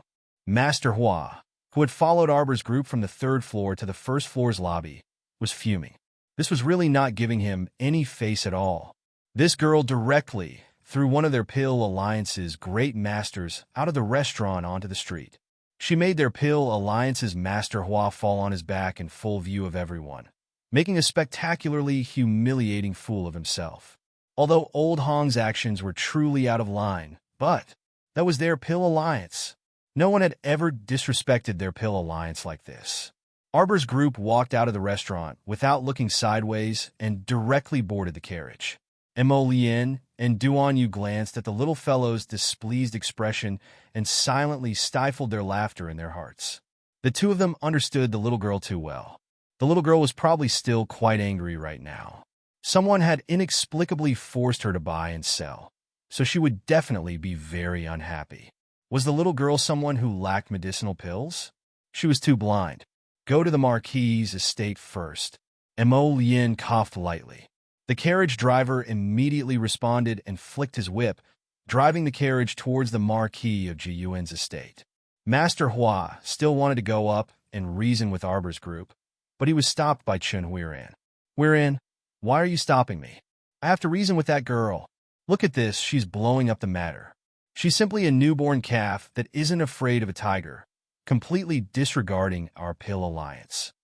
Master Hua was so angry that his face was flushed red. "What do you want to reason with?" Chen Huiran pulled a long face and bluntly said, "The little girl obtained the 9 stars mirroring the moon cauldron with her own ability. Our Pill Alliance had to bully others and force a sale to snatch the medicinal cauldron back from the little girl's hands. Is this honorable if word of it gets out? Does it make the Pill Alliance proud? You. Master Hua was momentarily at a loss for words. He flung his sleeves and turned his head away with a huff. At this time, the two medicine apprentices from Ruin Pill House had already helped the disgraced Master Hong up and walked to Chen Huiran and Duan Yu's side. Master Hong's old face flushed red. His lips trembled as he said resentfully, "I will not let this matter go." Whether it was in his family or in the Alchemy Guild, Hong Chung was a well-known figure. Who wouldn't salute him respectfully and call him Master Hong when they saw him outside? But it was such an unknown little girl who actually dared to talk nonsense to him and criticize his medicinal pills as worthless. He even said that even gifting it to a beggar was not good enough. It was simply infuriating. Chen Huiran sneered and said to Master Hua, "Master Hua, I will return to the Alchemy Guild first." Hong Chung angrily glared at Chen Huiran's back as she left. He turned to Hua Feng and said, "Master Hua, look at her attitude. You're just a mere mid-level alchemist in the Pill Alliance. How dare you be so rude to me, a high-level alchemist?" Hua Feng persuaded Hong Chung and pulled him back because he felt that many people were looking at them on the street right now, which made him feel even more humiliated. However, a seed of hatred was planted in Hong Cheng's heart. He felt that the stoic-faced little girl had trampled all over his dignity today. He would definitely seek revenge for such an insult in the future. After returning home from Arbor, she bid farewell to Mo Lien and Duan Yu and directly sent her two younger siblings back to their respective courts. She didn't take such a trivial matter to heart. After returning to Nanju Garden, she had long tossed that miscellaneous person beyond the highest heavens. Chapter 661. When she woke up the next day, Xiao Yao walked in with a big smile on her face, holding a small box in her hand. "Miss, Xiao Yi came by just now. He received Lord's orders and said he wanted to give you something." The little fellow had just finished washing up. Hearing this, she stretched out her hand and gave a small yawn. She nodded and said, "What is it? Finish the porridge first and fill your stomach. You can have lunch later." Xiao Yao handed her a small bowl of red date porridge and said with a smile, "Xiao Yao, you were guarding outside the whole night?" "Yes, Mississippi." Xiao Yao nodded her head and took a small box and placed it on the table. "Don't guard tonight, go to sleep. What danger can there be in your own home?" Arbor put down the bowl that she had eaten 2 mouthfuls of porridge and took the small box that Xiao Yao had placed on the table. Opening it, her eyes slightly flashed. Inside the small box, there was a vermilion pill that was neatly placed. The pill veins were purple, and the pill body was floating with extraordinary splendor. This beautifying pill is indeed a good thing. Arbor reached out her hand and stroked it. If she directly added something to it, it would be too much of a waste of this pill. How about that? Arbor pursed her lips and thought of another plan. With a pa sound, she closed the lid of the box and handed the small box back to Xiao Yao. "Xiao Yao, give this beautifying pill to my mother for her to consume. Later, I'll make another one for myself." Originally, she wanted to directly tamper with this beautifying pill and then give it to that Consort young to enjoy. But now, she changed her mind. Such a good thing. Naturally, she couldn't let that woman take advantage of it. It was just right to show filial piety to her own mother. "Yes, Mississippi." Xiao Yao will go now and be back soon. Xiao Yao chuckled, took the small box, and quickly walked out the door. Arbor continued to drink a few mouthfuls of red date porridge. With a move of her profound sense, the 9 stars mirroring the moon cauldron abruptly jumped out of her conscious and steadily landed on the floor of the room. In an instant, it grew to the height of half a person. Arbor recited the names of a few more medicinal herbs and had Chio deliver them to her. After she finished eating the porridge, she slowly began to process the few medicinal herbs on hand. After removing the dregs, only the essence of the herb was left. Arbor tossed it into the cauldron, and the cauldron immediately changed. The red cauldron flame ignited on its own, and the red copper cauldron instantly became transparent. The medicinal cauldron slowly rotated, and the star on the cauldron that was emitting a stream of light suddenly lit up. This beautifying pill that she had added a touch of the pure heat poison nether star seed should taste extremely good. Arbor supported his chin with one hand and glanced at the cauldron. He couldn't help but curl his lips in satisfaction. This cauldron normally looked very unremarkable, but unexpectedly, it was very beautiful when refining pills. The entire red copper cauldron had become transparent, and she could even clearly see the style of the fire control inside the cauldron. The fire control was very perfect, and the cauldron automatically made an accurate judgment based on the degree of burning of the herbs.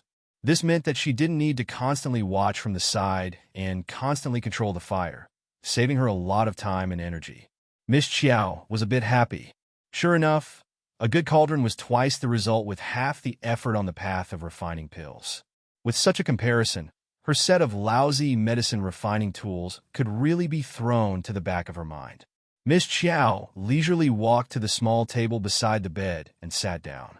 She took out a pure white jade communication tablet from her inner world and drew a few strokes on it with a talisman brush. In a flash, both the Hidden Pavilion and the Night Pavilion received a message from their mistress. Spread the news that Morning Sunlight Pavilion will publicly auction the exceptional beautifying pill in 3 days. Chapter 662. Ding! A faint sound came from inside the cauldron. From the moment the herbs were put in to the moment the pill was formed, Arbor didn't even need to poke a finger. It was also because this beautifying pill was only a high-grade pill that Arbor didn't need to use mystic energy to increase the heat. In half a cup of tea's time, the pills were formed. This kind of speed made Miss Qiao very satisfied. With a sweep of her sleeve, a faint fragrance followed the 2 pills that jumped out of the cauldron, assailing her nostrils. As soon as Wei Ziqin stepped through the door, she took a deep breath of the fragrance. With a flushed face, she cried out in pleasant surprise, "Daughter, you're refining pills. Did Mother disturb you?" Arbor couldn't help but want a facepalm. She always felt that her mother was unusually happy that she could refine pills. "Mother, I've already finished refining." Arbor directly recalled the 9 stars mirroring the moon cauldron, which had extinguished its own cauldron fire, into her conscious. She put the 2 beautifying pills that had just come out of the cauldron and added ingredients into 2 exquisite wooden boxes. TSK. She only wanted to make 1 beautifying pill with added ingredients. She didn't expect the cauldron to make 2 for her. Wei Ziqin hurriedly jogged over and took one of the wooden boxes to look at it happily. Her mouth kept muttering, "Daughter, this pill is really well refined." Looking at this pill, it was sparkling white and translucent, small and exquisite. There was a faint purple pattern on the pill's body that flickered with light. As an amateur, she felt very happy looking at it. "Mother!" Arbor helplessly helped her mother to sit down. In passing, she took the wooden box from her mother's hands and put it together with the other wooden box into her inner world, so as to prevent it from being carelessly placed and accidentally eaten. "Jojo, this beautifying pill that you gave Mother, why don't you keep it for yourself?" Wei Ziqin took out a small box from her pocket and said, "Mother is already so old. What need is there for beautifying? Mother, look, I can refine it myself." Those 2 pills just now were both beautifying pills. "You can have as many as you want. This pill is for you to eat, so hurry and consume it. It's also beneficial to your body." Xiao Mu poured a cup of tea while urging her mother to consume it. Wei Ziqin chuckled as she glanced at her daughter. Then, she complied and swallowed the beautifying pill. "Mother, the effect of this beautifying pill is somewhat similar to the gradual improvement of a person's appearance. The effect is not immediate, but slowly, after a month, 2 months, 3 months, you'll realize that your white hair is gone, and the fine wrinkles on your temples will also disappear. Your skin will become smoother, and your body will also have strength." Xiao Mu held her mother's arm, and the mother and daughter pair chatted merrily for a while. Wei Ziqin laughed heartily at her daughter's teasing.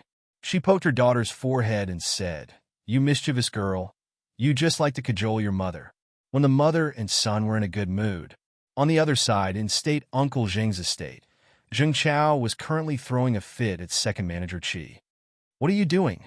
How did the meat that was about to be in our hands fly away?" A middle-aged man with a slightly pointed chin and a goatee, wearing a cyan brocade robe, paced back and forth in the living room with his hands clasped behind his back. Second manager Qi sprawled on the ground and said meekly and pitifully, This subordinate also doesn't know how this happened. This subordinate just brought people to that merchant overnight, but they were all in vain.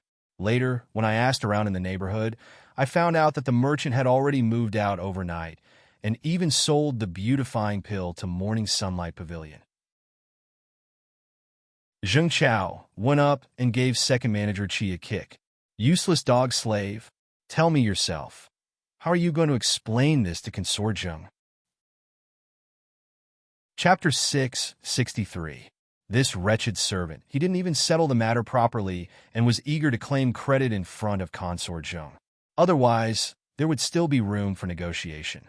Second manager Chi hastily said with a bitter expression, Her Majesty already knows about the beautifying pill. We must get the beautifying pill for her no matter what. Zheng Chao's heart ached at the thought of going to Morning Sunlight Pavilion to bid for it at a high price. A few deep wrinkles appeared on his forehead, and Zheng Chao's voice turned cold as he said, What can a mere Morning Sunlight Pavilion do if I insist on them handing over the beautifying pill? Second manager Chi shuddered violently, and the cold sweat on his head fell with a splash. Master, you absolutely can't do this. This servant heard that Morning Sunlight Pavilion's backer is extremely powerful. Do you still remember 2 years ago when the Hong Estate's concubine's son caused trouble at Morning Sunlight Pavilion and was chased out with a broken leg?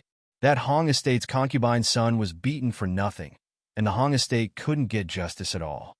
It's said that the concubine's son is still half paralyzed even now. The other party can even touch a century-old Hong Estate, not to mention an aristocratic family like ours that has just established a foothold in the capital. Second manager Chi hastily mediated. Zheng Chao's brows furrowed tightly. He had also heard about this matter. That old madam of the Hong Estate was said to be the sister of the current Empress Dowager. The entire Hong Estate was related to the Empress Dowager by marriage, yet they dared to make a move at Morning Sunlight Pavilion and let people come in and out without being able to find fault with them. Such a powerful force indeed couldn't be easily provoked. Sigh. Zheng Chao sighed, feeling somewhat defeated. Qi Ming, this beautifying pill, no matter the price, we have to get our hands on it before we talk about anything else. Sister has been demoted to consort, so she must be in a bad mood recently. If we choose to go against her wishes at this juncture, our Zheng estate will definitely be blamed as well. Zheng Chao understood this sister of his very well. If they went against her wishes in this matter, she would definitely remember it. She was a scheming person, and who knew when she would be promoted to consort again? After all, the great king had doted on his sister greatly all these years. How could old feelings be broken so quickly? Let the manner calculate how many profound stones we can use. It's said that Morning Sunlight Pavilion also collects rare colored glass gems. If you don't have enough magnetite, you can add on some amber-colored glass. Let's see if Morning Sunlight Pavilion will accept it. It's said that the imperial court wants to create a kind of profound coin for circulation. It's made from profound stone, so maybe it'll be more convenient for transactions in the future.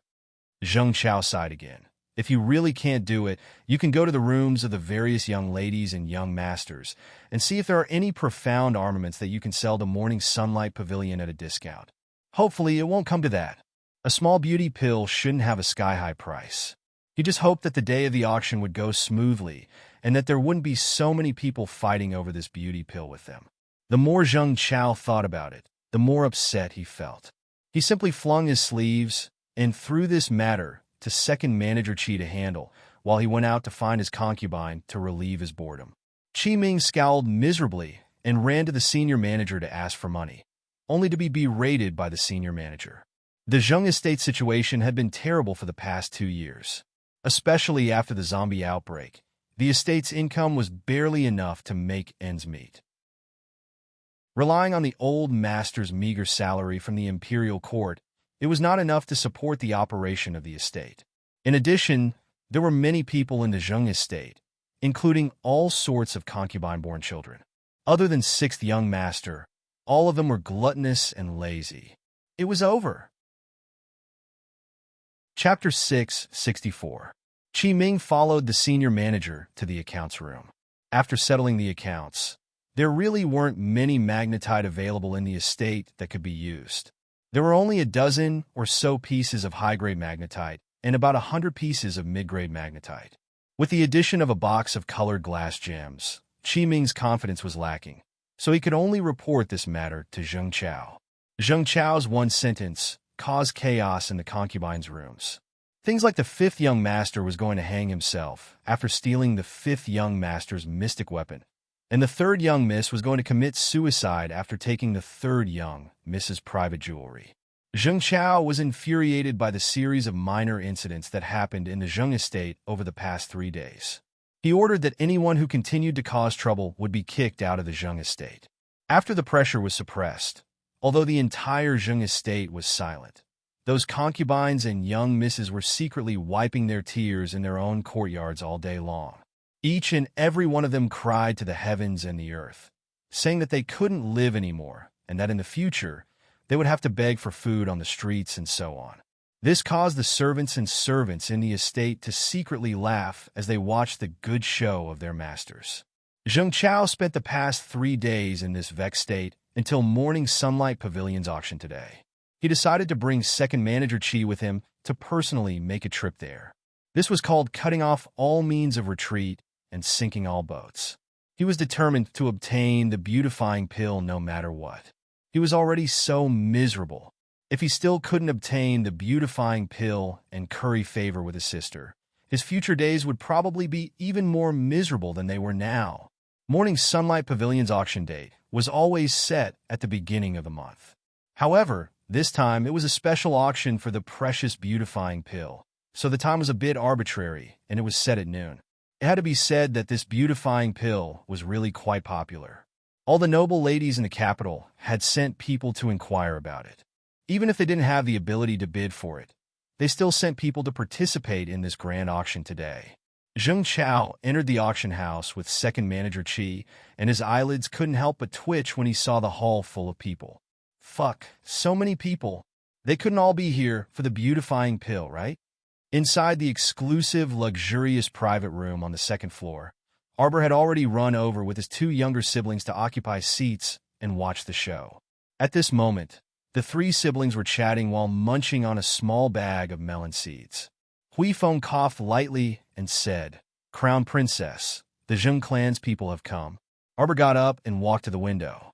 He looked down and saw a middle-aged man with a goatee. He was wearing a green robe and had his hands behind his back as he walked up the stairs to the second floor. "Have him go to the main hall." Arbor waved his small hand and turned to glance at Huifeng. The corner of Huifeng's mouth twitched, and he hastily turned to leave the private room to handle matters. "Sister, why do you care where he sits?" Only the 3 siblings were left in the private room. Xiao Lin muttered while cracking the sunflower seeds. "Let him sit in the box on the second floor. How am I going to watch his expression change?" Arbor snorted. "Just wait and see. He's going to be so angry that he's going to vomit blood." The door to the private room suddenly opened, and Duan Yu and Mo Lin walked in one after another, followed by Sito Yi, who coughed lightly. Duan Yu raised his brows and asked with a chuckle, who was angered to the point of vomiting blood, "Zheng Chao." Arbor pulled her 2 younger siblings to the side and gave up a seat for the 3 people. "Little junior sister, this is your true face." Sito Yi's praise immediately attracted Duan Yu's eye roll. "Brother Situ, you were most likely guessing at the Qin estate that day, right?" "Of course not. Little junior sister is so distinctive. Who wouldn't recognize her stoic face?"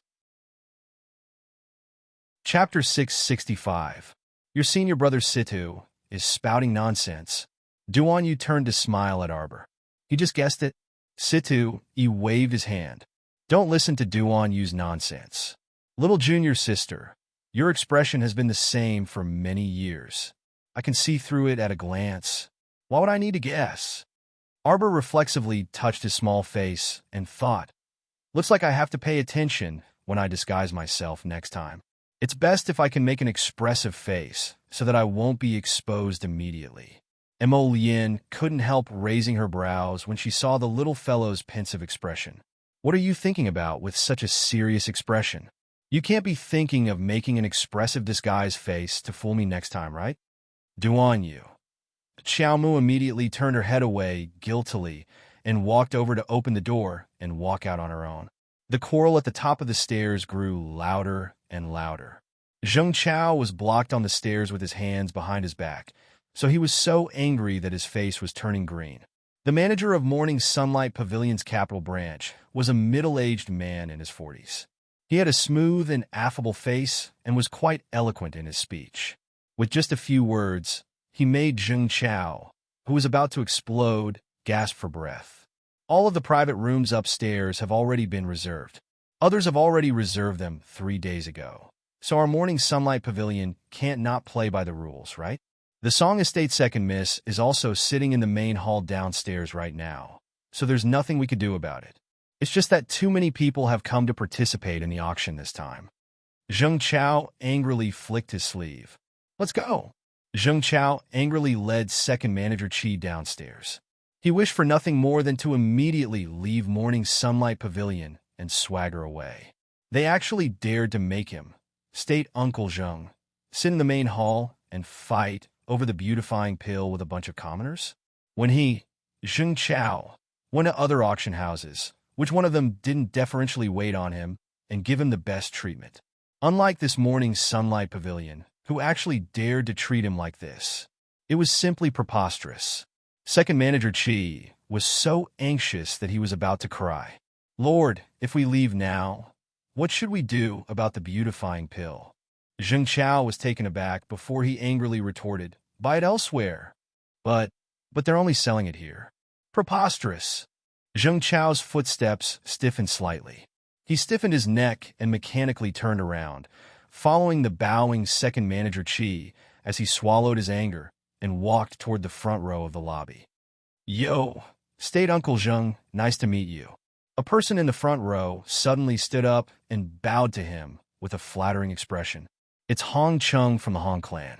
Zheng Chao glanced at him, and the corners of his mouth twitched into a fake smile. Then he sat down beside Hong Chung. Is Lord Zheng here to purchase the beautifying pill for Her Highness Zheng? Hong Chung said with a polite smile. I'm also here to take a look at this beautifying pill that has been rumored to be somewhat miraculous. Zheng Chao recalled that Hong Chung was also a senior alchemist, and could not help but ask, Grandmaster Hong's alchemy skills are said to be extraordinary. I wonder if you can refine this beauty pill? Hong Chung said proudly, refining the beautifying pill is naturally not a problem. However, State Uncle Zheng did not know that the herbs needed to refine the beautifying pill were extremely hard to find. In particular, a senior medicinal herb called the look-setting Ganoderma is practically extinct on our Seacone planet. Hong Chung sighed and said, otherwise, if Lord Zheng could find this look-setting Ganoderma, I would definitely be able to refine a senior medicinal herb for Her Highness Zheng. Chapter 666. Zheng Chao nearly couldn't hold back his temper and spat all over his face. If I could freaking find the exotic herbs for that look-fixing Ganoderma, would I need you to refine the beautifying pill for me? Do you think you're the only high-level pill refiner in the pill union? How rare! Arbor closed the door and expressionlessly said, Zheng Chao is sitting with that nuisance from the pill union. Which nuisance? The one who stole my cauldron. Emolien stood up and walked to the window. She looked down and chuckled. This person is from the Hong clan. What Hong clan or Lan clan, I don't care who he is. He stole my cauldron first, and now he's sitting with Zheng Chao. Anyway, he's a nuisance. Arbor pursed his lips. The capital's 8 great patrician families. This Hong clan is one of them. Duan Yu said, what 8 great patrician families? Arbor asked offhandedly. The Talisman patrician family, the Mu clan, the Elixir patrician family, the Qin estate, and Duan Yu's concealed weapons patrician family, the Duan clan. Mo Lien continued. Aside from them, there's also the Wu clan, the Hong clan, and... The little fellow had long lost her patience to listen to those 8 great patrician families and ran to the window to look around. Mo Lien couldn't help but chuckle and shut her mouth. Forget it. It didn't matter if she remembered them or not. She would talk about it when she encountered them in the future. It's starting. When Huifeng came in, he had someone bring in some snacks for the 2 little foodies. He then changed the tea to a new round of hot tea, before ordering everyone to withdraw. Everyone chatted as they ate while observing the auction below. Apart from the beautifying pill, there were naturally other mystic weapons, high-grade jewelry, and the like. The items that Zheng Chao plundered from his concubine's children were also on the auction list. These items had all been sent to the auction house 2 days ago, so Mo Lien was naturally very clear about them. After a rough calculation, the total amount that Zheng Chao could take out was only around 50 pieces of high-grade magnetite when converted into magnetite. However, this was still considered quite a fortune. Even in peacetime, one could be considered a nouveau riche if they could take out 50 or so pieces of high-grade magnetite at once, not to mention that it was just to buy a beautifying pill. Not long after, the steward of Morning Sunlight Pavilion's Beijing branch, Lu Yin, knocked on the door and entered with a smile while carrying a tray. "Your Highness, State Uncle Zheng wants to bid for a 500-year-old snow ginseng." "Let me see." Arbor stretched out his small hand, and Lu Yin hurriedly handed over the tray. Arbor lifted the cover on the tray and examined the 500-year-old snow ginseng in his hand. Then in front of everyone, he openly confiscated it. Lu Yan's mouth was slightly agape as he turned to look at the crown prince, who had his hand on his forehead. "Your Highness, your wife has gone too far." Very quickly, Chocho carved out an identical 500-year-old snow ginseng and handed it over to her. "All right, go and return it to him." He told him that there was no such rule in the auction house, and that the auction items would be decided 2 days in advance. How could there be any last-minute additions? "Go and tell Zheng Chao that we can't break the auction rules for him alone." Arbor spoke sternly and righteously. Lu Yin received the tray with a dazed expression and lowered his head to look at the snow ginseng. "Crown Princess, this snow ginseng is there a problem?" "No, no problem. It would be strange if there wasn't a problem. Didn't the Crown Princess confiscate the snow ginseng just now? Why did she return it so quickly?" Our dear Crown Princess swept a disdainful glance at the snow ginseng. "I'm not interested in this kind of 100-year-old trash. Go and return it to him." "Yes, yes, yes." Chapter 667. After Steward Lu retreated, the private room was quiet. Her 2 sisters-in-law, 3 men, and 5 pairs of eyes stared at her without blinking. "What is it?" Arbor calmly returned their gaze.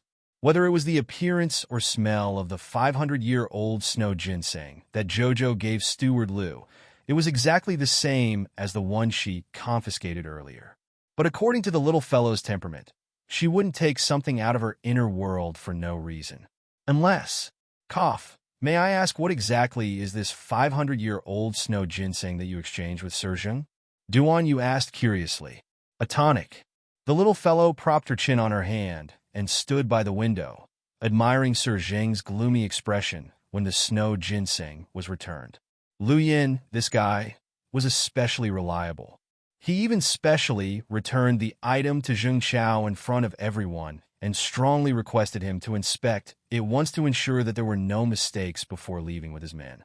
This waiter was outstanding. Our dear Chiao Mu pursed her lips and nodded approvingly. "Ahem." Situi pretended to take a sip of tea and asked, "What tonic is it?" "White radish. It's especially good to eat in winter. Add some pork ribs to stew in a pot of soup, and it's delicious. It's even more nutritious if it can be added to the dish with mutton," Arbor replied coolly. Pfft. Duan Yu was caught off guard and spat out his tea, coughing repeatedly as he choked. On the other hand, Situi had just swallowed his tea, so he didn't spit it out. At this time, he was holding his teacup in exasperation as he stared fixedly at that child. Look at this scammer. She used a white radish to exchange for someone else's 500-year-old snow ginseng. Most importantly, she could actually make an identical 500-year-old snow ginseng and exchange it in such a short time. Not everyone could do this. No wonder Jing Chao was also so miserably tricked and took back the snow ginseng without the slightest suspicion. After all, the appearance and smell were exactly the same, and it was done in such a short time. Who could tamper with it like the little fellow? Chocho's control over plants could be said to be a heaven-defying fortune. Any plant in its hands could be moved horizontally or vertically, and it could do whatever it wanted with it. This caused the little fellow to feel somewhat puzzled for a while. What exactly was Chio? What a magical tree! As they spoke, the climax of the auction arrived. When the auctioneer showered the beautifying pill with extravagant praises and announced the start of the auction, the price of the profound stones skyrocketed. It was only when the price reached 30 pieces of high-grade magnetite did the price slow down a little. Only 3 families were left on the stage, competing with each other for the right to bid. One of them was Zheng Chao, the other was the family of the recently risen He Jiaoyi, and the third was an old nanny sent by a wealthy family. The 3 of them were in a stalemate. He Jiaoyi's family only announced that they would give up when the bidding price broke through 40 pieces of high-grade magnetite. However, the old granny sat there calmly and continued to raise the price. 43 pieces of high-grade profound stones, 44 pieces, 45 pieces. Zheng Chao felt as if he was sitting on pins and needles. He couldn't help but fidget in his seat as cold sweat trickled down his forehead. Seeing this, Hong Chung hurriedly said in order to curry favor with State Uncle Zheng, "I saw that State Uncle was in a hurry to sell that snow ginseng of excellent quality, but the auction house didn't agree. How about this? I'll pay twice the market price to buy this snow ginseng from State Uncle."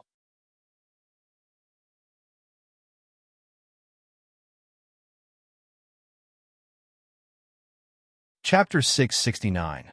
State Uncle Zheng rubbed his hands anxiously and looked at his bosom friend, Hong Chung. "How many magnetite do you have on you? Lend them all to me, and I'll return them to you later." Hong Chung was stupefied. He didn't expect that the 24 magnetite he sold to State Uncle Zheng for still wasn't enough for him to buy that beautifying pill. He wanted to refuse, but he was also afraid that State Uncle Zheng would bear a grudge against him. At this kind of life and death juncture, he had to put on a good performance. Hong Chung gritted his teeth and said, "I can only take out another 15 pieces of high-grade magnetite at most. Give them all to me. I'll give the beautifying pill to Her Majesty later, and Her Majesty will definitely bestow rewards." Zheng Chao urged, "Take them all out right now." Hong Chung dug out all his assets as his heart bled. State Uncle Zheng staked everything on this one throw and stood up, shouting with a flushed face, 93 pieces of high-grade magnetite. 95. Arbor continued to bid. Hong Chung felt like the sky was about to collapse. Sure enough, State Uncle Zheng turned back and stared at him with bloodshot eyes. "Hong Chung, you've helped me this time, so help me to the end. I'll definitely remember your kindness, and it won't be a problem for you to soar in the future." Hong Chung hesitated for a moment before steeling himself and saying, "I only have 10 pieces of high-grade magnetite left. I really don't have any more." State Uncle Zheng also gritted his teeth and said angrily, 103 pieces of high-grade magnetite. If I still can't buy it, I won't buy it anymore." This time, the little fellow didn't make a sound and continued to crack her melon seeds. "Are you sure those 2 have been squeezed dry?" Seeing Hui Feng enter, the little fellow only raised her head slightly and asked. Hui Feng's mouth twitched. This subordinate guarantees that those 2 are so poor that they can pawn their pants. "All right then." Arbor spread his small hands. "Take these high-grade magnetite and distribute it to those who need it." Hui Feng was startled and quickly turned to look at the Crown Prince. Seeing the Crown Prince nod, Hui Feng's expression became abnormally excited all of a sudden. "Yes. Thank you, Crown Princess, for your reward. 103 pieces of high-grade magnetite. Going thrice. Sold. Congratulations, Lord Zheng. Congratulations on obtaining a beautifying pill." State Uncle Zheng sat there, as if he had just lost a loved one. There was not the slightest bit of joy on his face that was twisted with anger. Right now, all he wanted to do was to take his things home, hug his blanket, and cry. For the sake of Her Highness Zheng's face, the entire Zheng estate had gone all out this time. State Uncle Zheng's hands trembled as he picked up the small box containing the beautifying pills. He abruptly raised his head and shot a torchlight gaze toward the window on the second floor. Right now, he really wanted to know who had jumped out to compete with him. Judging from the voice, it was definitely a young lady. Right now, he wanted to cut this girl into 1,000 pieces and put her to death. Unfortunately, the other party didn't show up, and he didn't want to stay here for even a second longer. After leaving Morning Sunlight Pavilion, State Uncle Zheng instructed the two subordinates behind him with a ferocious expression. You two stay here and keep an eye on her. If that woman from the private room on the second floor comes down, find a way to follow her home. This little bitch who dared to provoke him, he wanted her to pay the price. The two extremely vicious thugs from the Zheng estate nodded repeatedly in response. Unfortunately, they didn't see any lady come out from the door, even when the lanterns were lit. Arbor had returned home early with his sister-in-law. He had already finished eating and was about to take a level 11 mystic breakthrough pill. Suddenly, he heard shuffling sounds from the door. I'll add more chapters today and tomorrow, but I'll add later. Chapter 670. The little fellow's hair stood on end, and a bad premonition slid through her heart. That rustling sound made her stare at the door vigilantly. As expected, she saw a white and soft little snake slithering in from the door. A pair of watery and round eyes looked at her adorably. The little snake carried an ugly floral cloth package and slithered around quickly. But before it could get close to the bed, it saw its little master jump up high. Don't come over. Arbor stood on the bed with a blanket draped over her, and her eyes stared at the restless white snake defensively. The little white snake hurriedly shook its body and threw the floral cloth package on the ground. Then it retreated a few steps and coiled itself up like a piece of dung. It looked at its little master pitifully. Arbor sat down with the blanket wrapped around her, and her face was stern and serious. You're not allowed to sneak into my room in the middle of the night. The snake nodded its head pitifully, and the little white snake used its thin tail to poke the package on the floor. Arbor inexplicably felt that this little fellow was a little cute. Then, she subconsciously reached out and rubbed the goosebumps on her little paws. Cute your sister. She didn't even know if a cold snake was poisonous. How could it be cute? An illusion. It must be her own illusion. She mustn't be moved by that snake's pretending to be weak. Move away a little. Arbor jumped off the bed and waved her little hand at the snake. The little white snake rolled itself into a ball of white dough and rolled under the corner of the table. It stuck its little head out and looked at its little master with watery eyes. Arbor tentatively took 2 steps forward. Seeing that it didn't move, she was relieved and boldly took a few steps forward. Then, she squatted down in front of the floral cloth package. This time, the little white snake used the Cosmos treasure pouch to bring over a lot of medicinal herbs. Previously, when its little master was in a good mood when collecting medicinal herbs, it had left a deep impression on it. The little snake preliminarily confirmed that compared to gold, silver, and jewelry, its master seemed to like medicinal herbs more. Arbor also felt a little strange. He didn't know where the little snake had gotten so many different types of spirit flowers and plants.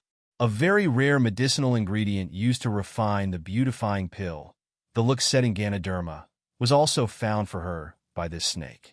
You don't have to bring them back in the future, Arbor said casually as he tossed all the herbs in his Cosmos treasure pouch to Chio. When she turned around, she saw the little white snake looking at her aggrievedly, like a little wife. Its eyes were about to burst into tears. Now, even bringing over herbs that master liked was disdained. Sob. Arbor was baffled. He couldn't understand what little snake was trying to express with his resentful face. She only said calmly, I have enough herbs for now. I don't know where you plucked them from, but after plucking so many of them, no matter how good the land is, it will eventually dry up. Let them grow well. The little white snake's resentful expression immediately disappeared, and it looked at Arbor with its pair of big, cute eyes. So the little master didn't dislike its herbs. Wasn't this cold-blooded snake's facial expression a little too rich? After Arbor finished collecting the herbs, she climbed onto the bed and raised her hand to yawn. I'm going to rest. The little white snake rolled itself into an even smaller ball of dough and shrank under the cupboard. It had an I won't disturb your rest look on its face. Chapter 671. Arbor glanced at the snake and thought for a bit before walking down. She took a small basket covered in cotton wool and walked to the corner of the table.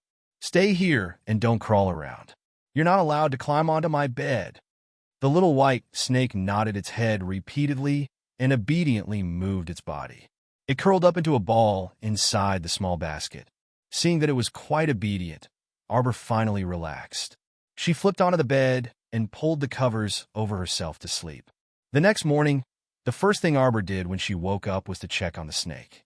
The little white snake obediently stayed in the small basket and didn't move at all. It was still in the same ball shape as yesterday. Seeing her look over, the little snake poked its head out of the basket. Arbor saw that it had stayed there the entire night without any signs of coming out. Her brows couldn't help but loosen a bit. This little snake wasn't as annoying as she had imagined. Mississippi, Xiao Yao lifted the curtain and hurried in. She bowed and said, "Wu family's eldest miss, Wu Xiaosu, requests an audience." Arbor had long forgotten about this person. Hearing this, she frowned and said, "I won't see her. I don't know her." Xiao Yao knew that her young mistress would react this way. She smiled and said, "Xiao Yao has already tactfully rejected Miss Wu and asked Miss Wu to return to the manor as soon as possible. It's a pity that Miss Wu won't listen to me. She's standing outside the Marquis's estate right now and won't leave no matter what." "Then let her be," Arbor said expressionlessly. "If someone likes to stand outside, then let her stand." Was she, Arbor, the kind of person who would hastily bring people in for the sake of the two families' reputation? The more she was threatened, the more she loathed it. If she wanted to embarrass herself, no one could stop her. She could stand outside as long as she wanted. "Where's Xiaopi? Let him in. I want to ask him about yesterday's incident at the Zheng estate." Arbor put the small basket on the table and met the little white snake's round eyes. Xiao Yao exclaimed, "Miss, a snake entered the room?" Arbor looked at her in amusement. "This is my summoned beast." "Summoned beast?" Xiao Yao was a little surprised. That day, Miss summoned it in the garden? Then the summoning didn't fail. It's just that this little snake doesn't look mighty or ferocious at all. Will it be of use at a crucial moment? The little snake stared at Xiao Yao with its human-like eyes. "It's the one who's been giving me gifts for the past 2 days," Arbor said. Xiao Yao's eyes widened when she heard that. She raised her hand to show her height. "That red coral?" "That's right, and the rest of the herbs were all given by it." Xiao Yao immediately looked at Lord Snake in worship, as if she was looking at a nouveau riche. "Then, miss, should I go prepare some frogs, mice, or something to feed the little snake?" Unexpectedly, the moment she said that, the little white snake immediately turned its little head proudly and disdainfully. Its pair of watery eyes looked pitifully at Arbor. Xiaomu glanced at it and asked on a whim, "Do you want congee or not?" The little snake nodded its little head furiously. "What kind of snake is this? It doesn't eat living things but actually drinks porridge. It's so human-like." Xiao Yao muttered as she walked out and called in Xiao Yi, who was waiting outside the door. "Crown Princess." Xiao Yi bowed after entering the door. "What happened after yesterday?" Arbor asked curiously. "State Uncle Zheng sent the beautifying pill into the palace overnight and presented it to Her Highness Consort Zheng. I'll see you tomorrow, Bo." Chapter 672. Arbor nodded his little head in satisfaction. "Young, he must be very happy, right?" "That's right," Xiao Yi said. "Consort Zheng rewarded State Uncle Zheng quite a bit on the spot, including fine jade, jewelry, gold, silver, and riches.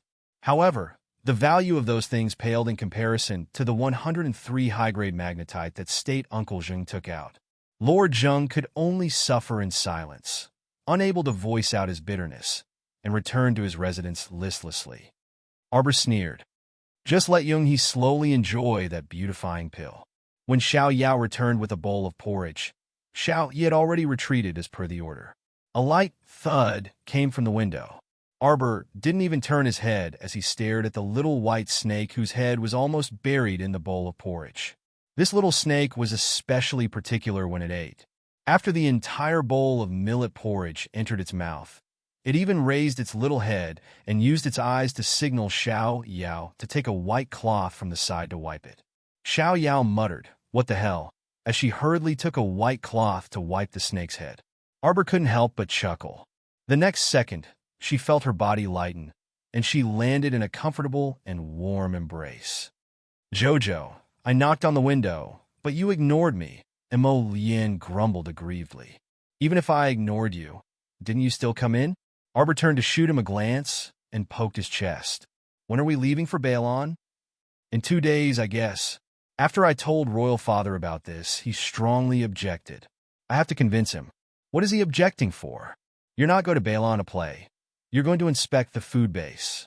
That's a serious matter that concerns the country and its people. He keeps you tied up in the palace all day and makes you represent him in state affairs. He really has it easy being this great king. Mo Lien chuckled softly. He reached out to cup his darling's little face and looked at her carefully. Jojo, you're feeling sorry for your husband. Arbor rolled his eyes at him and poked him hard with his little finger. We'll set off in 3 days at the latest. All right. Mo Lien wrapped his arms around her waist and swayed her slender body. I'll listen to you. His gaze met with the little white snake's round eyes. Mo Lien's expression changed slightly. Her hand shot out like lightning to grab the white snake. However, in the blink of an eye, the little white snake flashed through the air like a bolt of lightning. Its body suddenly shrunk to less than an inch, and it swiftly dodged Mo Lien's claw. Huh? Arbor's eyes widened slightly. This white snake could actually shrink into such a small form and successfully and swiftly evade Mo Lien's claw. Master, there are bad guys here who want to catch me. The white snakelet twisted its body and swiftly flew towards Xiaomu. Arbor instinctively shrunk her body and hurriedly hid her 2 little hands in Mo Lien's arms. In the blink of an eye, she saw the little white snake writhing its small body in the middle of pouncing on her. It suddenly stopped in midair and looked at her pitifully with tears in its eyes. Ah! Why did it feel like she had bullied a snake? But it was cold and crooked. It didn't feel good to the touch. She didn't want to touch it from the bottom of her heart. Master, the little white snake's big, cute eyes actually started to tear up. Arbor, you're a cold-blooded animal. Why are you like a human? You have 7 emotions and 6 desires, and you can even cry. Mo Lien immediately looked warily at the stupid snake that was trying to act cute.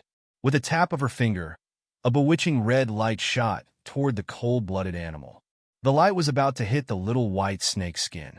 Xiaomu abruptly jumped up. Chapter 673. Mo Lien, don't bully it. Xiaomu abruptly jumped up and stretched out her small paws to hug that stupidly adorable white snake that had stiffened in midair. She watched as it froze in midair like an idiot and saw that Mo Lien's cluster of flames was about to pounce on its body. If it was roasted like this, it would turn into a crispy snake. Master, the white snake's watery amber eyes revealed deep admiration. It twisted its body and was about to take advantage of the situation to burrow into Jojo's clothes. Mo Lien's eyes were sharp and her hands were fast. Taking advantage of the fact that the snake was unprepared, she clamped its head between her hands and casually flung it. With a whoosh, the white snake flew in a perfect arc in the air and was directly thrown out of the half-opened window by Mo Lien. Mo Lien's heart was stifled. Why did she have to guard against people and also beasts? Looking at the dazed look on the white snake's face, Mo Lien imagined it. It was obviously a lecherous snake. How could she leave it in her baby's room? Absolutely not. What are you doing? When Arbor saw that Mo Lien actually threw the pitiful white snake out of the window, she was speechless and helpless for a moment. Just as she was about to walk to the window, her little hand was pulled back by Mo Lien. Jojo, it's a male snake. You can't hide it in your clothes, especially not on your chest, Mo Lien said with a serious face. Arbor couldn't help but roll her eyes. I just wanted to take it and put it back in the basket. Now look, I don't know where you threw it. Mo Lien snorted and glanced at the door. It came back on its own. The white snakelet slithered up the table and gazed pitifully at Xiaomu, tears dripping down from its large eyes. This thing pretending to be pitiful. Mo Lien was just about to pick it up and throw it away. Hence, Xiaomu stretched out her hand to stop him. After glaring at him irritably, she lifted up that pitiful snakelet. What are you doing? Don't bully children. What little kid? He dared to bet with Duan Yu's head. This weak-looking little white snake was definitely an adult snake. Moreover, judging from the speed and strength it had hidden just now, one could tell that it was an exceptionally black-bellied fellow. Emolien's gaze coldly fell on the snake's head. Suddenly, the little white snake turned its head and fiercely glared at him. Damn, he was indeed a scheming snake. Hey! He was glaring at him behind his baby's back. Sigh. Boys were all brave and fierce. Even a man could fight with a male snake. Xiao Mu placed the little white snake into the basket and stroked its head. Suddenly, his fingers paused. She abruptly discovered that this little white snake didn't feel icy cold to the touch. Instead, it felt as smooth and warm as a piece of beautiful jade. She clearly remembered the first time this snake appeared beside her bed. That kind of soft, greasy, and cold rubbing sensation gave her goosebumps. But now, what was with this warm feeling? Masta. The little white snake's head rubbed against Arbor's finger back and forth with great enjoyment. The more student Emolien looked, the angrier he got. All right, stop stroking. The more she stroked, the more excited this damn snake got. Emolien hastily pulled Arbor's small hand back and held it in his own as he pulled her outside. Come, accompany me to greet father and mother. Emolien's finger moved slightly, and an ink-colored ring silently hovered above his finger. Chapter 674. Arbor's eyes brightened slightly. He reached out to take the ring and put it on his finger. Once he activated his mystic energy, a transparent eggshell defensive barrier appeared around her. She could feel that the defensive power was much stronger than before. This defensive barrier had definitely been reinforced. Emolien. The little fellow tilted her head and reached out to hold his large palm. Emolien lowered his head slightly and lightly flicked her forehead. He lifted her up in an instant and looked deeply into her eyes with a smile. Do you want to return the favor? This husband will gladly accept it. Darling Xiao's little face was instantly dyed with a layer of red clouds, and she looked around with a guilty conscience. There's no one. Emolien laughed in spite of himself. Darling dislikes those annoying people who come in and out all day. So didn't Darling chase them all away? Only Xiao Yao is left, so she hid far away long ago. That's right. She had already chased them out of Nanju Garden. She wasn't a particular person and didn't need others to take care of her daily needs. Then give me a kiss as a return gift. Emolien turned his head and was about to press down on the little fellow's lips. Daughter, Papa Xiao shouted. The two separated immediately upon contact. Prince Mo's hand trembled, and he almost dropped the baby in guilt. Our dear Xiao Mu's face was as red as a tomato, and she couldn't help but lower her head. Prince Mo's heart felt even more stifled. My dear father, you really know how to pick the right time to come. Xiao Zhongbong strode in as if he was flying.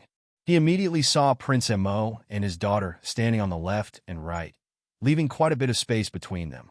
As a father, he was very satisfied. He knew that the crown prince wasn't someone who would mess around. Look, he was doing a surprise inspection this time. Little Mo, this child, was standing beside his daughter in a cultured and refined manner. He even maintained a distance from her. What a considerate child. The more he looked at him, the more he liked him. At this time, Papa Xiao had completely forgotten that the crown prince didn't even enter through the front door.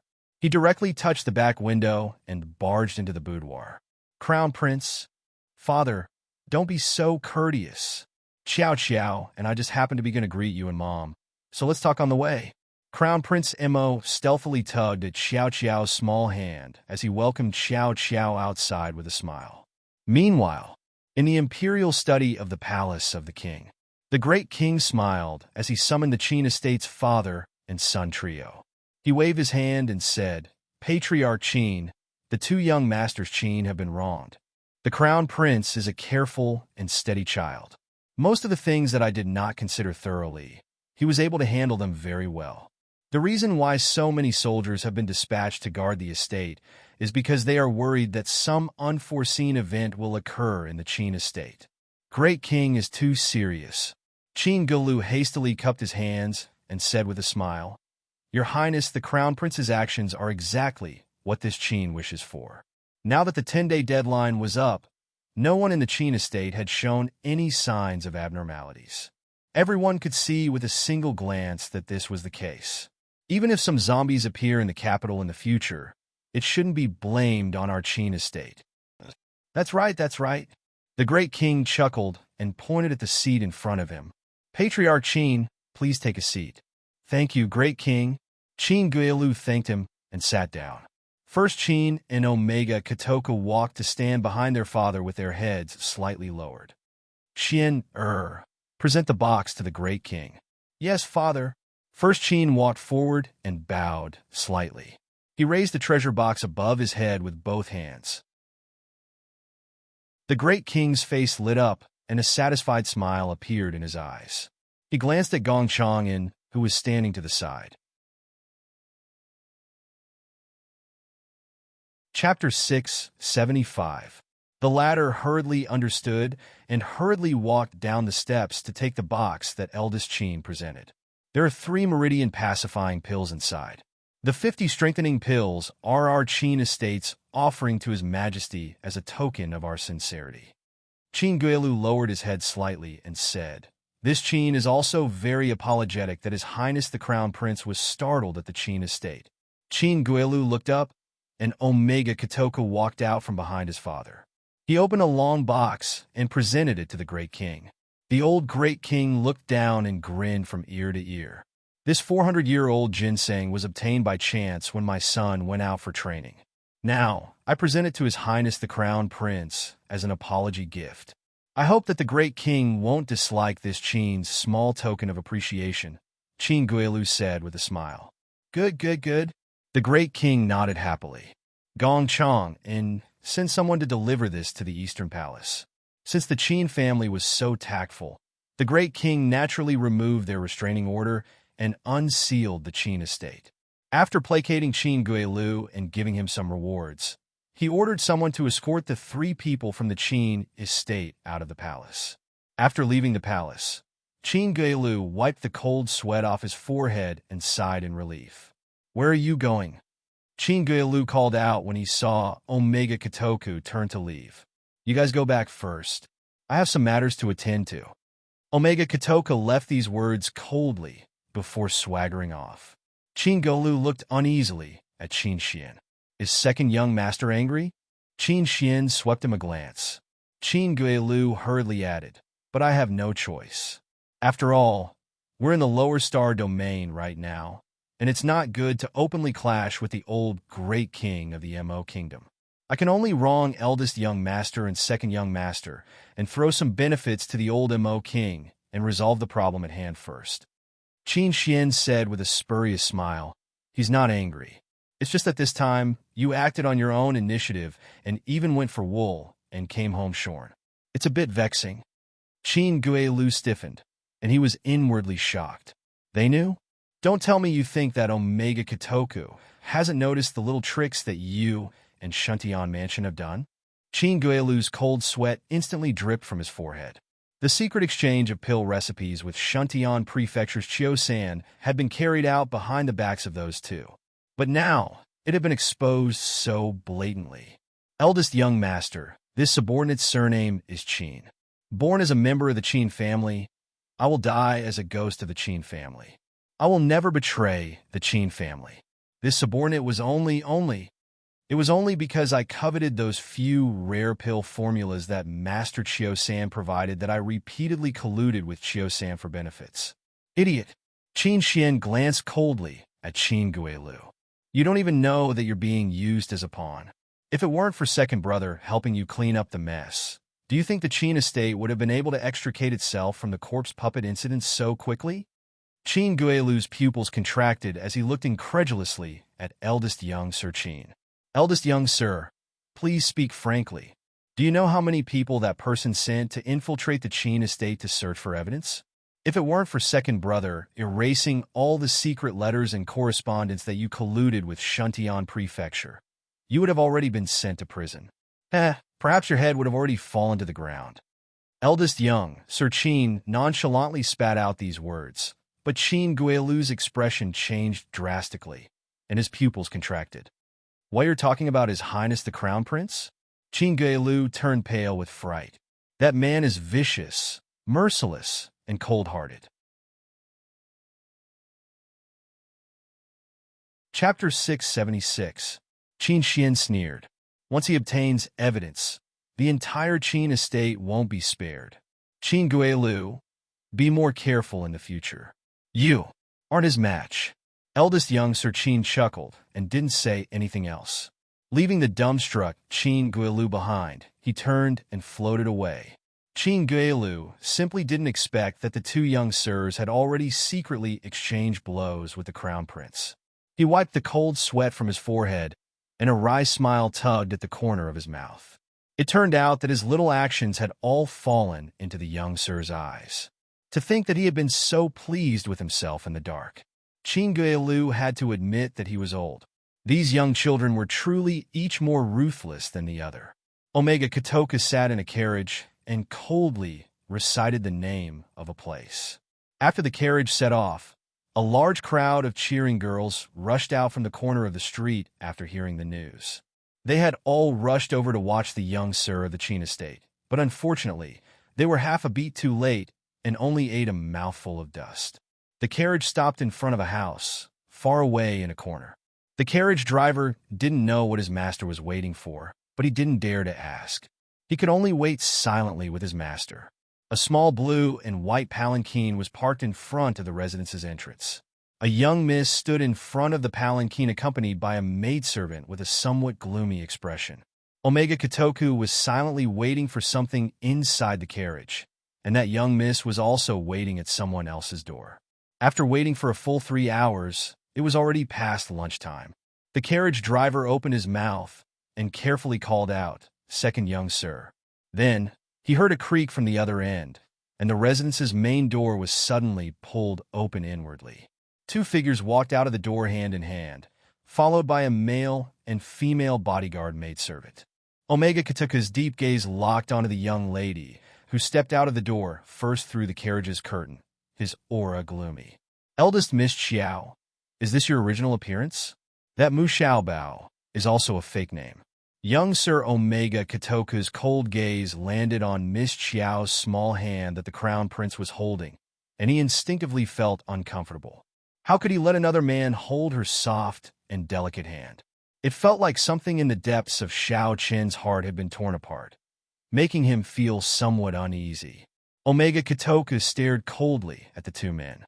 The glint and shadow of the sword in his eyes were almost tangible. So much so that Arbor and Mo Lien both turned to look at the carriage. Separated by the thick curtain of the carriage, the two men's cold gazes met in a straight line. After a moment, Omega Kotoku clenched his fists. "Let's go home." For some reason, the coachman felt that the surrounding air seemed to have become a few degrees colder. It was already the 12th month of winter, so he couldn't help but sneeze several times. Rubbing his nose, he hurriedly got into the carriage and rushed back to the Qin estate. "Who's in the car?" Arbor asked curiously as he tugged at the prince's sleeve. "Irrelevant people?" Mo Lien's gaze followed the carriage.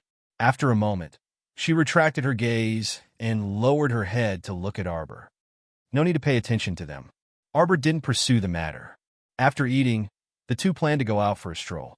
She had just given him 4 ebony storage talismans filled with winter fruits. Speaking of the 50 winter fruit trees, it was a bit funny. Qiuqiu was like an idiot, insisting on accelerating their growth and harvesting the winter fruits. After picking a few rounds of fruits, she wondered if something had gone wrong with the trees.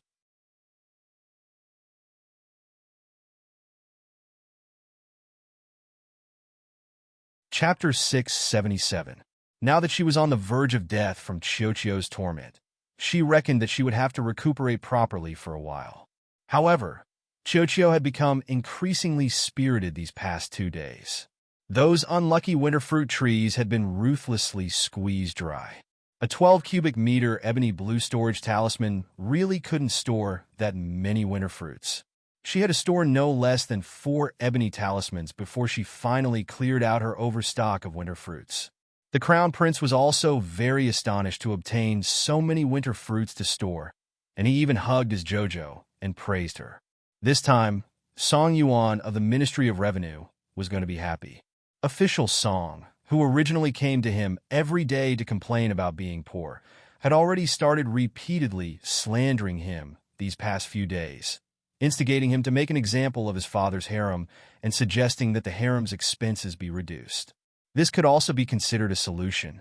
Right now, the common people of the Mo Kingdom capital were almost unable to fill their stomachs, while the great king's harem were all exceedingly extravagant. If they could reduce their expenses, they would definitely be able to save a large amount of expenses. Miss Chow. Suddenly, a round-faced maidservant blocked their path with a flushed face. You, how can you turn a blind eye to our miss? As it turned out, after the two left, they didn't even glance at that Miss Wu in front of the palanquin and were just about to leave hand in hand. This time, they were blocked by that maidservant. Glancing to the side, they saw that Miss Wu was dressed in pink and white with a thin fur coat draped over her shoulders and a delicate hairpin inserted into her hair. Braving the cold wind, she stood next to the small palanquin, her small face slightly flushed from the wind, her eyes filled with faint grievance. Impudent, Hui Feng reprimanded. A mere maidservant actually dares to block the path of the crown prince and crown princess? Why don't you kneel in greeting after seeing his highness? That maidservant quivered in fright and immediately knelt on the ground, her shoulders trembling as she said, "This servant has been impolite. Greetings to the crown prince and crown princess.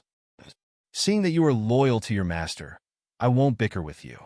Withdraw," Arbor coldly ordered. That maidservant hastily crawled 2 steps back and obediently knelt on the side, not daring to get up. Wu Xiaosu couldn't help but clench her cold fists tightly under her sleeves. With a stiff expression, Wu Xiaosu stepped forward and bowed to the crown prince.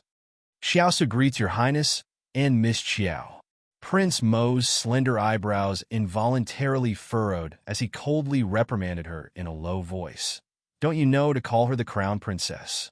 Wu Xiaosu's fingers under her sleeves were almost broken. She shrank back and knelt on the ground. She lowered her head and said respectfully, "Xiaosu thinks so." Miss Qiao had yet to be married to his highness. Such an overstep of her status to address Miss Qiao in such a manner was likely to ruin her reputation. "Xiaosu has been taught by my mother since young, so I don't dare to lose my sense of propriety and ruin Miss' reputation." What a sharp tongue. The crown prince sneered.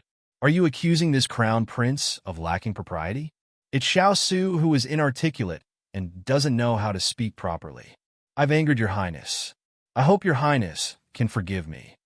Wu Xiaosu knelt in front of Prince Mo and raised her pitiful face, aggrieved tears threatening to roll down her cheeks. "All right, it's just a form of address." Darling Qiao really wasn't that particular. She tugged at the crown prince's hand and said, "Let's go. Are we still shopping or not? Why bother with her?" Only then did Prince Mo retract his gaze and pull on Arbor's small hand in displeasure. Just as he turned around, he heard Miss Wu call out, "Miss Qiao, please wait."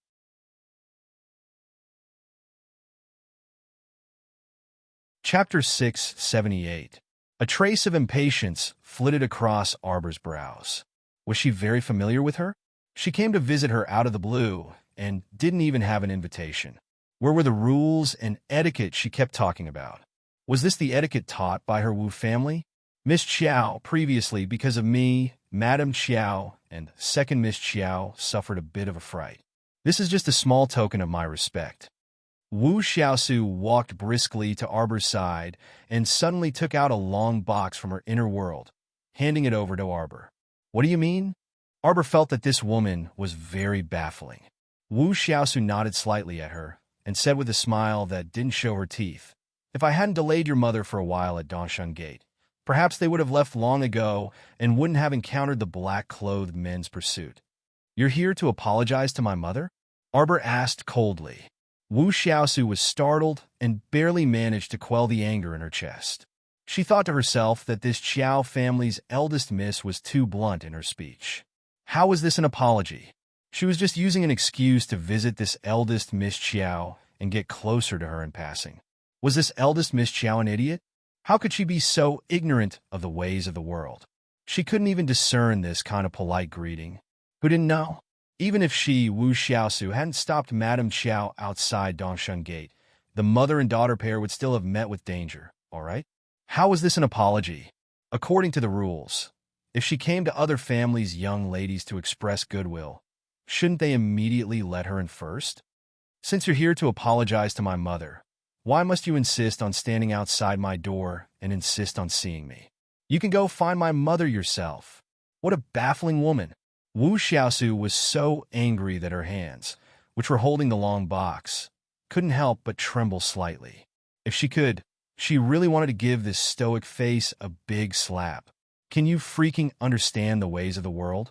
Don't you want others to lose face by speaking like this to a guest who came to your door? The corner of Prince Mo's mouth twitched slightly. He glanced at Miss Wu and held back his laughter as he turned his face away. Arbor saw that Wu Xiaosu's lips were trembling and she was frozen in place without saying a word. He looked at her impatiently and said, "Is there anything else? If there's nothing important, then don't block the way. We still have things to do. Since you've already said so, what else can I do?" Wu Xiaosu clenched her fists tightly under her sleeves and moved to the side mechanically to make way for them.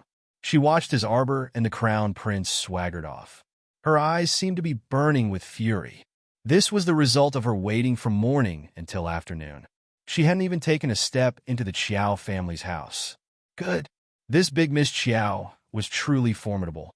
Without meeting her, he would not have known that this person was actually such a ruthless character who was impervious to everything. At such a young age, he was very scheming. Wu Xiaosu thought that Arbor's entire person was a conspiracy. She believed that this big Miss Qiao deliberately gave her the cold shoulder in front of the Crown Prince all morning. Then, she ruthlessly brushed her aside in front of the Crown Prince and completely shut the door on her. Did she think that she would give up just like that? Her mind was filled with her aunt's earnest exhortations. You must become good sisters with big Miss Qiao of the Marquis of Jiyuan's estate. How could she have known that Miss Qiao was completely baffled by her? A total stranger suddenly came to seek an audience with an appearance of deep sisterly love. Didn't she find it funny? Chapter 679. Young Master. On the way, a ghost-like figure silently appeared in the carriage and bent down to salute. Did you wipe it clean? Omega Kotoku asked softly, her voice as cold as iron. Yes, Omega Kotoku nodded, and her gaze shifted to that person's shoulder. A dark red spot was seeping through the black clothes.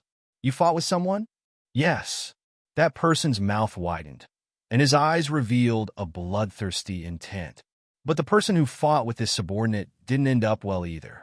His injuries were more severe than mine. Haha, he probably won't make it past tonight. Omega Kotoku nodded slightly, and then had the person leave the carriage. Mu Xiaobao, you want to run away so irresponsibly after provoking this young master? The teacup at Omega Kotoku's fingertips suddenly turned into powder. That was impossible. Arbor reached out to rub his slightly itchy nose. Mo Lien then grabbed his small hand and rubbed it. Cold? What cold? She was a mystic cultivator. How could she be cold in such a chilly winter day? It didn't matter even if she wore an unlined garment. But if she really wore an unlined garment outside, not to mention the Crown Prince, her parents would be the first to nag at her nonstop. It was sunny after the snow, and there were quite a lot of people on the streets today.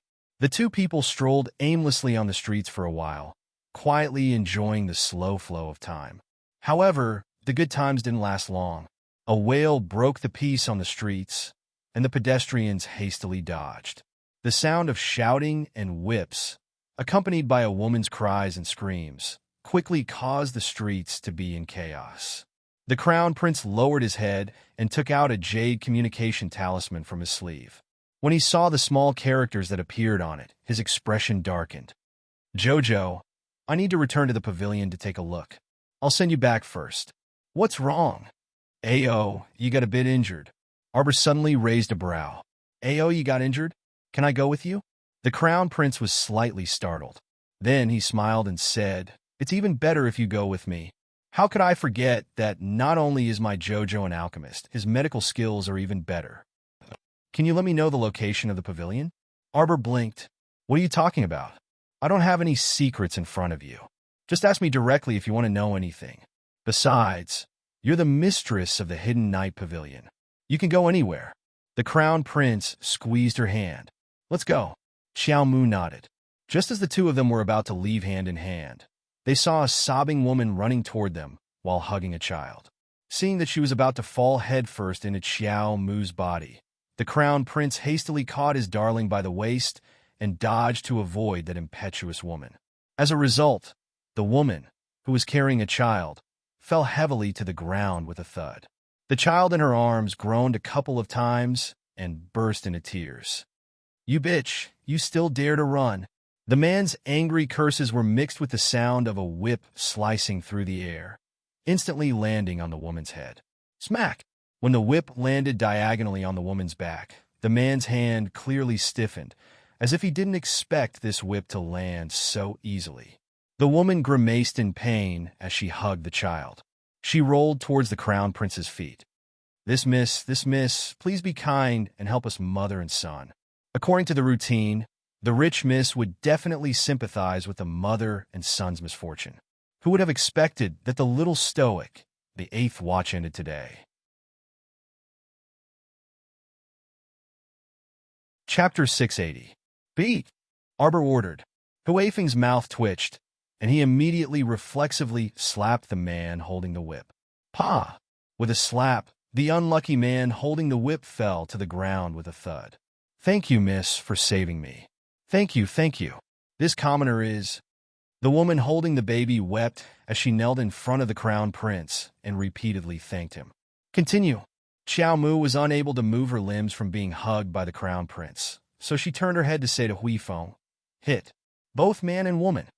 The onlookers, who were originally watching the drama of a beauty saving the weak mother and child, were instantly thrown into disarray. What was going on with this eldest miss? Wasn't she saving someone? Why did she want to beat the injured woman as well? Why was the brain circuit of a rich family's daughter so different from that of a normal person? Arbor patted the Crown Prince's chest and had him put him down. He snatched the whip from the man's hand and threw it to Huifeng. Beat 50 lashes each. Everyone. Even if the county magistrate was handling a case, he wouldn't give each person 50 lashes. Where did this monster come from? The Crown Prince couldn't help but facepalm. The scene was a bit tragic for a moment. The woman and man both screamed miserably on the street and rolled on the ground in pain under Huafeng's whips. They crawled and wailed, clutching their heads and trying to flee like rats. Xiao Mu didn't even bat an eyelid as she accepted the child that Xiaoyao carried over. She reached out to check his pulse, lifted up the child's eyelids to take a look, and then fished out a pill for him to consume. At the same time, he flicked his fingertips, and 2 talismans instantly turned into 2 streaks of light that pounced on the man and woman. Who sent you? Arbor coldly looked at the sobbing woman and curled his lips in mockery. Don't beat, miss, don't beat. The woman had only wailed 2 sentences in her sobbing state before her entire body quivered, and she answered Xiao Mu's question in full detail like beans from a bamboo tube. When the dictum talisman was activated, there was almost no need for any reaction time for it to take effect.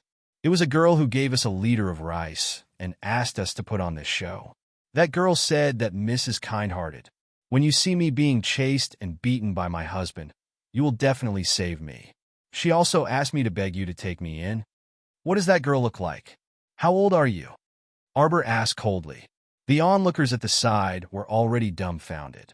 They didn't expect that this woman had teamed up with her husband to put on a show to deceive this rich young lady. She's pretty, just like a flower. She looks about 18 or 19 years old and is wearing a light pink fur coat. Her body looks a little frail, the woman replied honestly. Apart from rice, what else did I give you? Yes. The woman lowered her head and fished out a thumb-sized golden cicada from her waist pouch. She respectfully presented it to Arbor. Arbor swept a glance over, and his expression changed slightly. He sneered. What did she tell you? Tell me word by word. Yes. The woman didn't hide anything and told Arbor everything that the girl told her. A trace of anger flitted across the crown prince's eyes. "We'll go do our business first," Arbor said in a flash, and handed the child in his arms to Xiao Yao. "You send him home." You're tuning into the Romance Rendezvous YouTube channel. We're so grateful for your support, and don't forget to subscribe to join us on this incredible journey through captivating stories. Your generosity through donations truly makes a world of difference, as it's the primary source of revenue that allows me to expand and enhance this channel for you. Thank you from the bottom of my heart for being a part of this adventure.